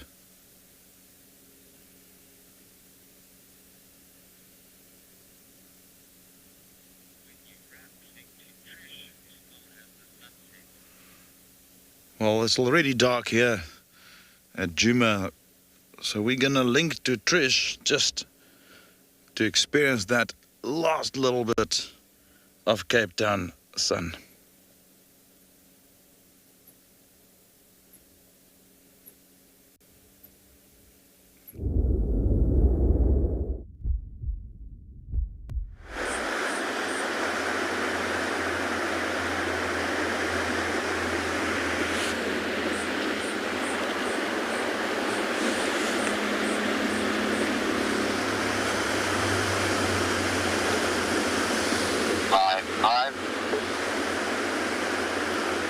It certainly is still light out here.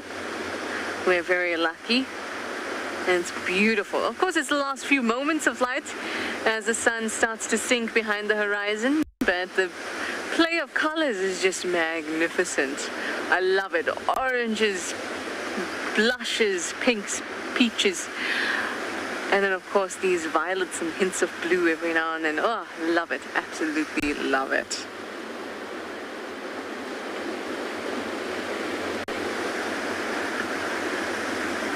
I just see some cormorants coming in. Yeah, there we go. Ah, lovely. Jerome is actually asking if these birds will spend the night. Oh, beautiful. Will spend the night on these rocks? Yes, they will. And in the morning, they'll be gone.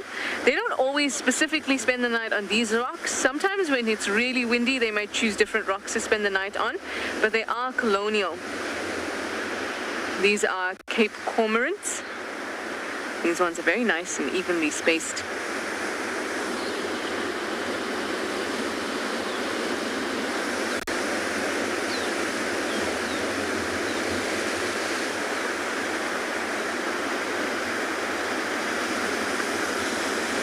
It's beautiful to watch them come in silhouetted by the setting sun at this time.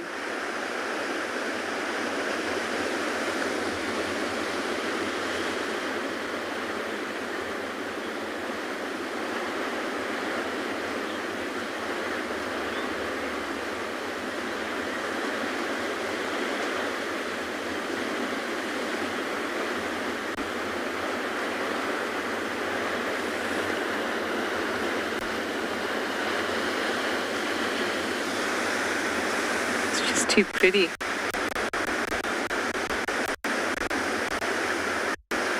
I must tell you all a couple things. Firstly, I've been in Cape Town for 3 weeks. I've seen 3 porcupines.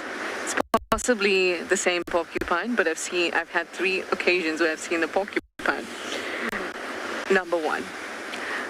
Also, I was in Djuma for just under 3 years. No porcupine, just saying. Also, today I saw a humpback whale at Long Beach in Simonstown. Just when you were looking at that rock peeking out earlier, it reminded me of that humpback whale. I thought I have to share with you.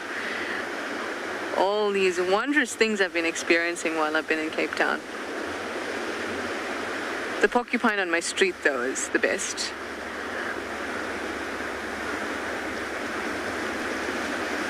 Until one of these lovely seals, perhaps, make friends with me. Oh, there's some cormorants coming into land at that colony. There we go. Oh, lovely. Some were dropped off. It's like a taxi. Some were dropped off and the rest are still on the way to another area.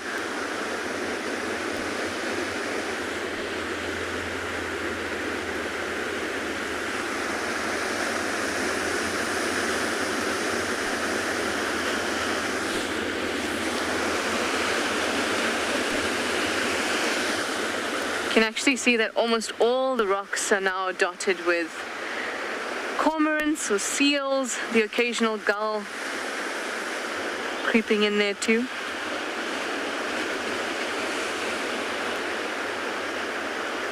Just the most beautiful, beautiful images.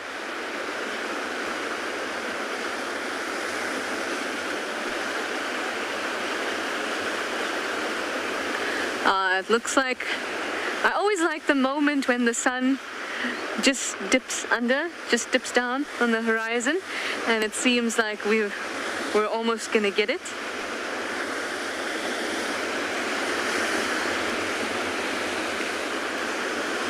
Make this your, I'm gonna just relax moment.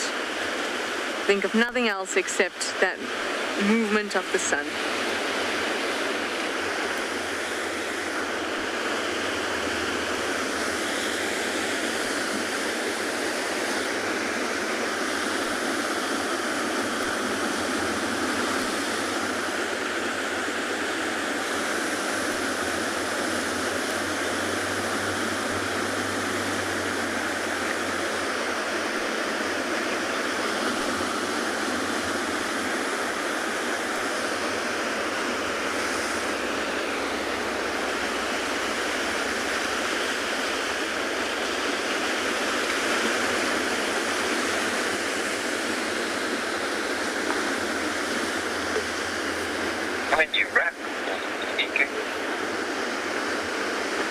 Stunning, it's just touched the horizon there. Oh, wonderful colors. I couldn't have asked for better scenes from Cape Town this evening.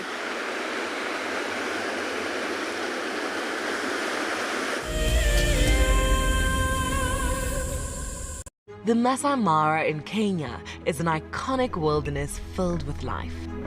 Its inspirational beauty has captivated our hearts on WildEarth for many years.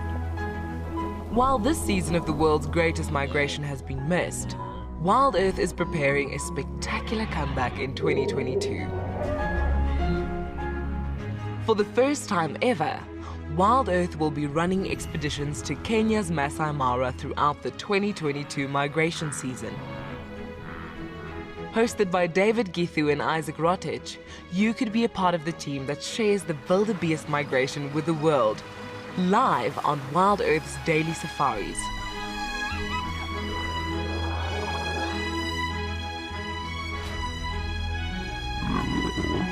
If you're interested, then head over to our website to find out more.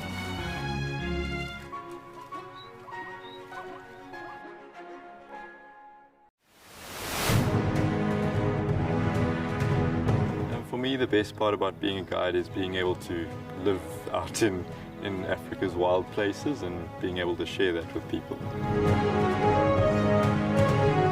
Of all the challenges, for me, the one that I'm probably the most comfortable with is the game drive. I think that's what I do most days, so that would probably be what I feel like I'd do the best at.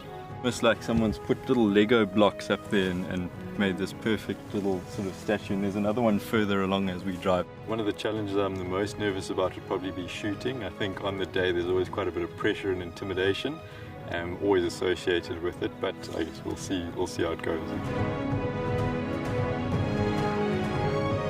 I hope I'll win this competition, but if I don't, it's still been an experience of a lifetime, and I've learned a lot and met a lot of really, really cool people.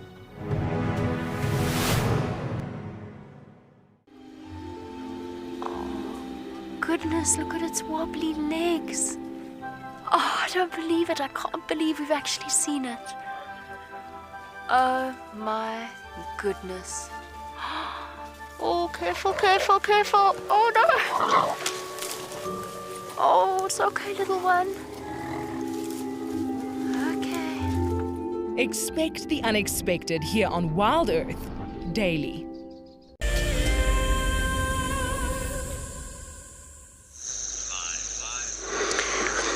So everybody, we are sitting here at the Kruger Dam, and then it's nothing really happening here. We got a beautiful elephants that are actually on just the southern side of the Kruger Dam here. It's quite a quarry bushes around, but it's just around that bush.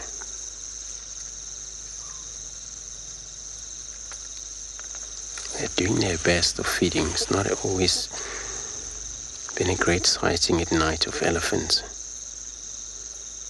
since they gotta get themselves into thick, look for vegetation they may feed on.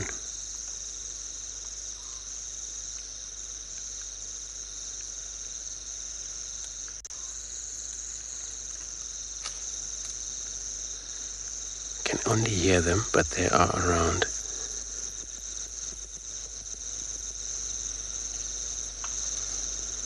And they will stand the whole night.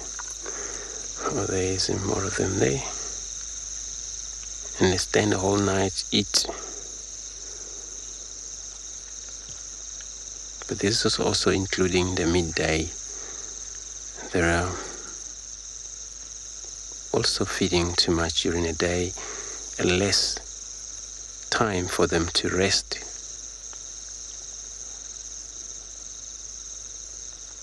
But a herd with a young one, they do need to rest. At least half an hour or so, an hour sometimes, especially if it's far too hot. But if these parents, they need to eat, when they got themselves into a drainage line system, and they're going to feed around for many hours, these young ones is only time they may take it easy and rest.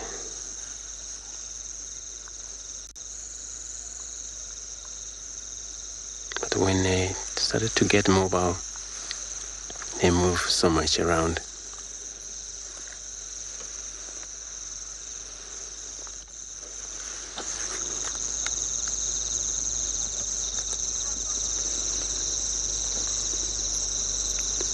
So I'm not sure what happened to Duckman, but he was seen pushed around here by the elephant, since the one tolerate cats, the elephant. It's serious enemy, these two species. But he could be maybe lying somewhere, because he's been spending around in this area since he had still a little bit of a expand belly.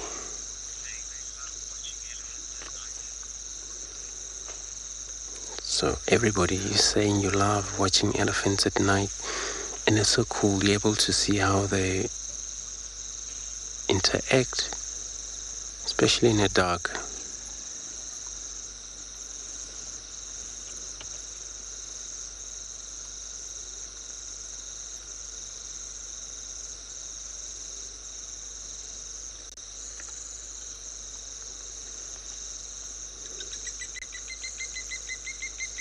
Sure, those ones that we just have there, perhaps they have moved into the thick bush.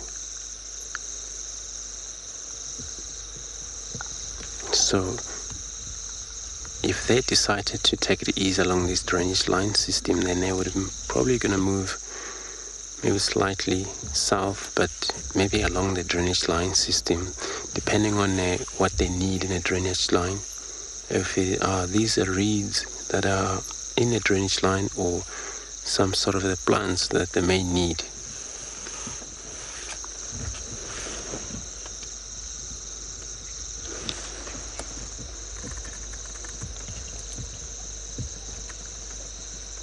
This is part of the dam.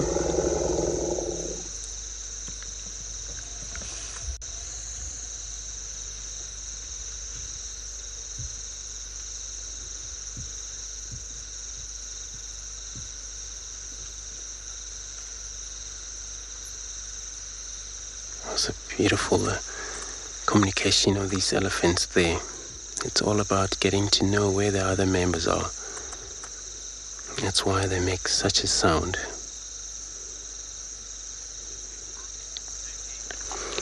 So everybody, we're all coming in the end of the evening show of the day, yeah? Would be such a beautiful day. All the buffaloes and elephants that we see and dogs. But we're all hoping to see you tomorrow morning.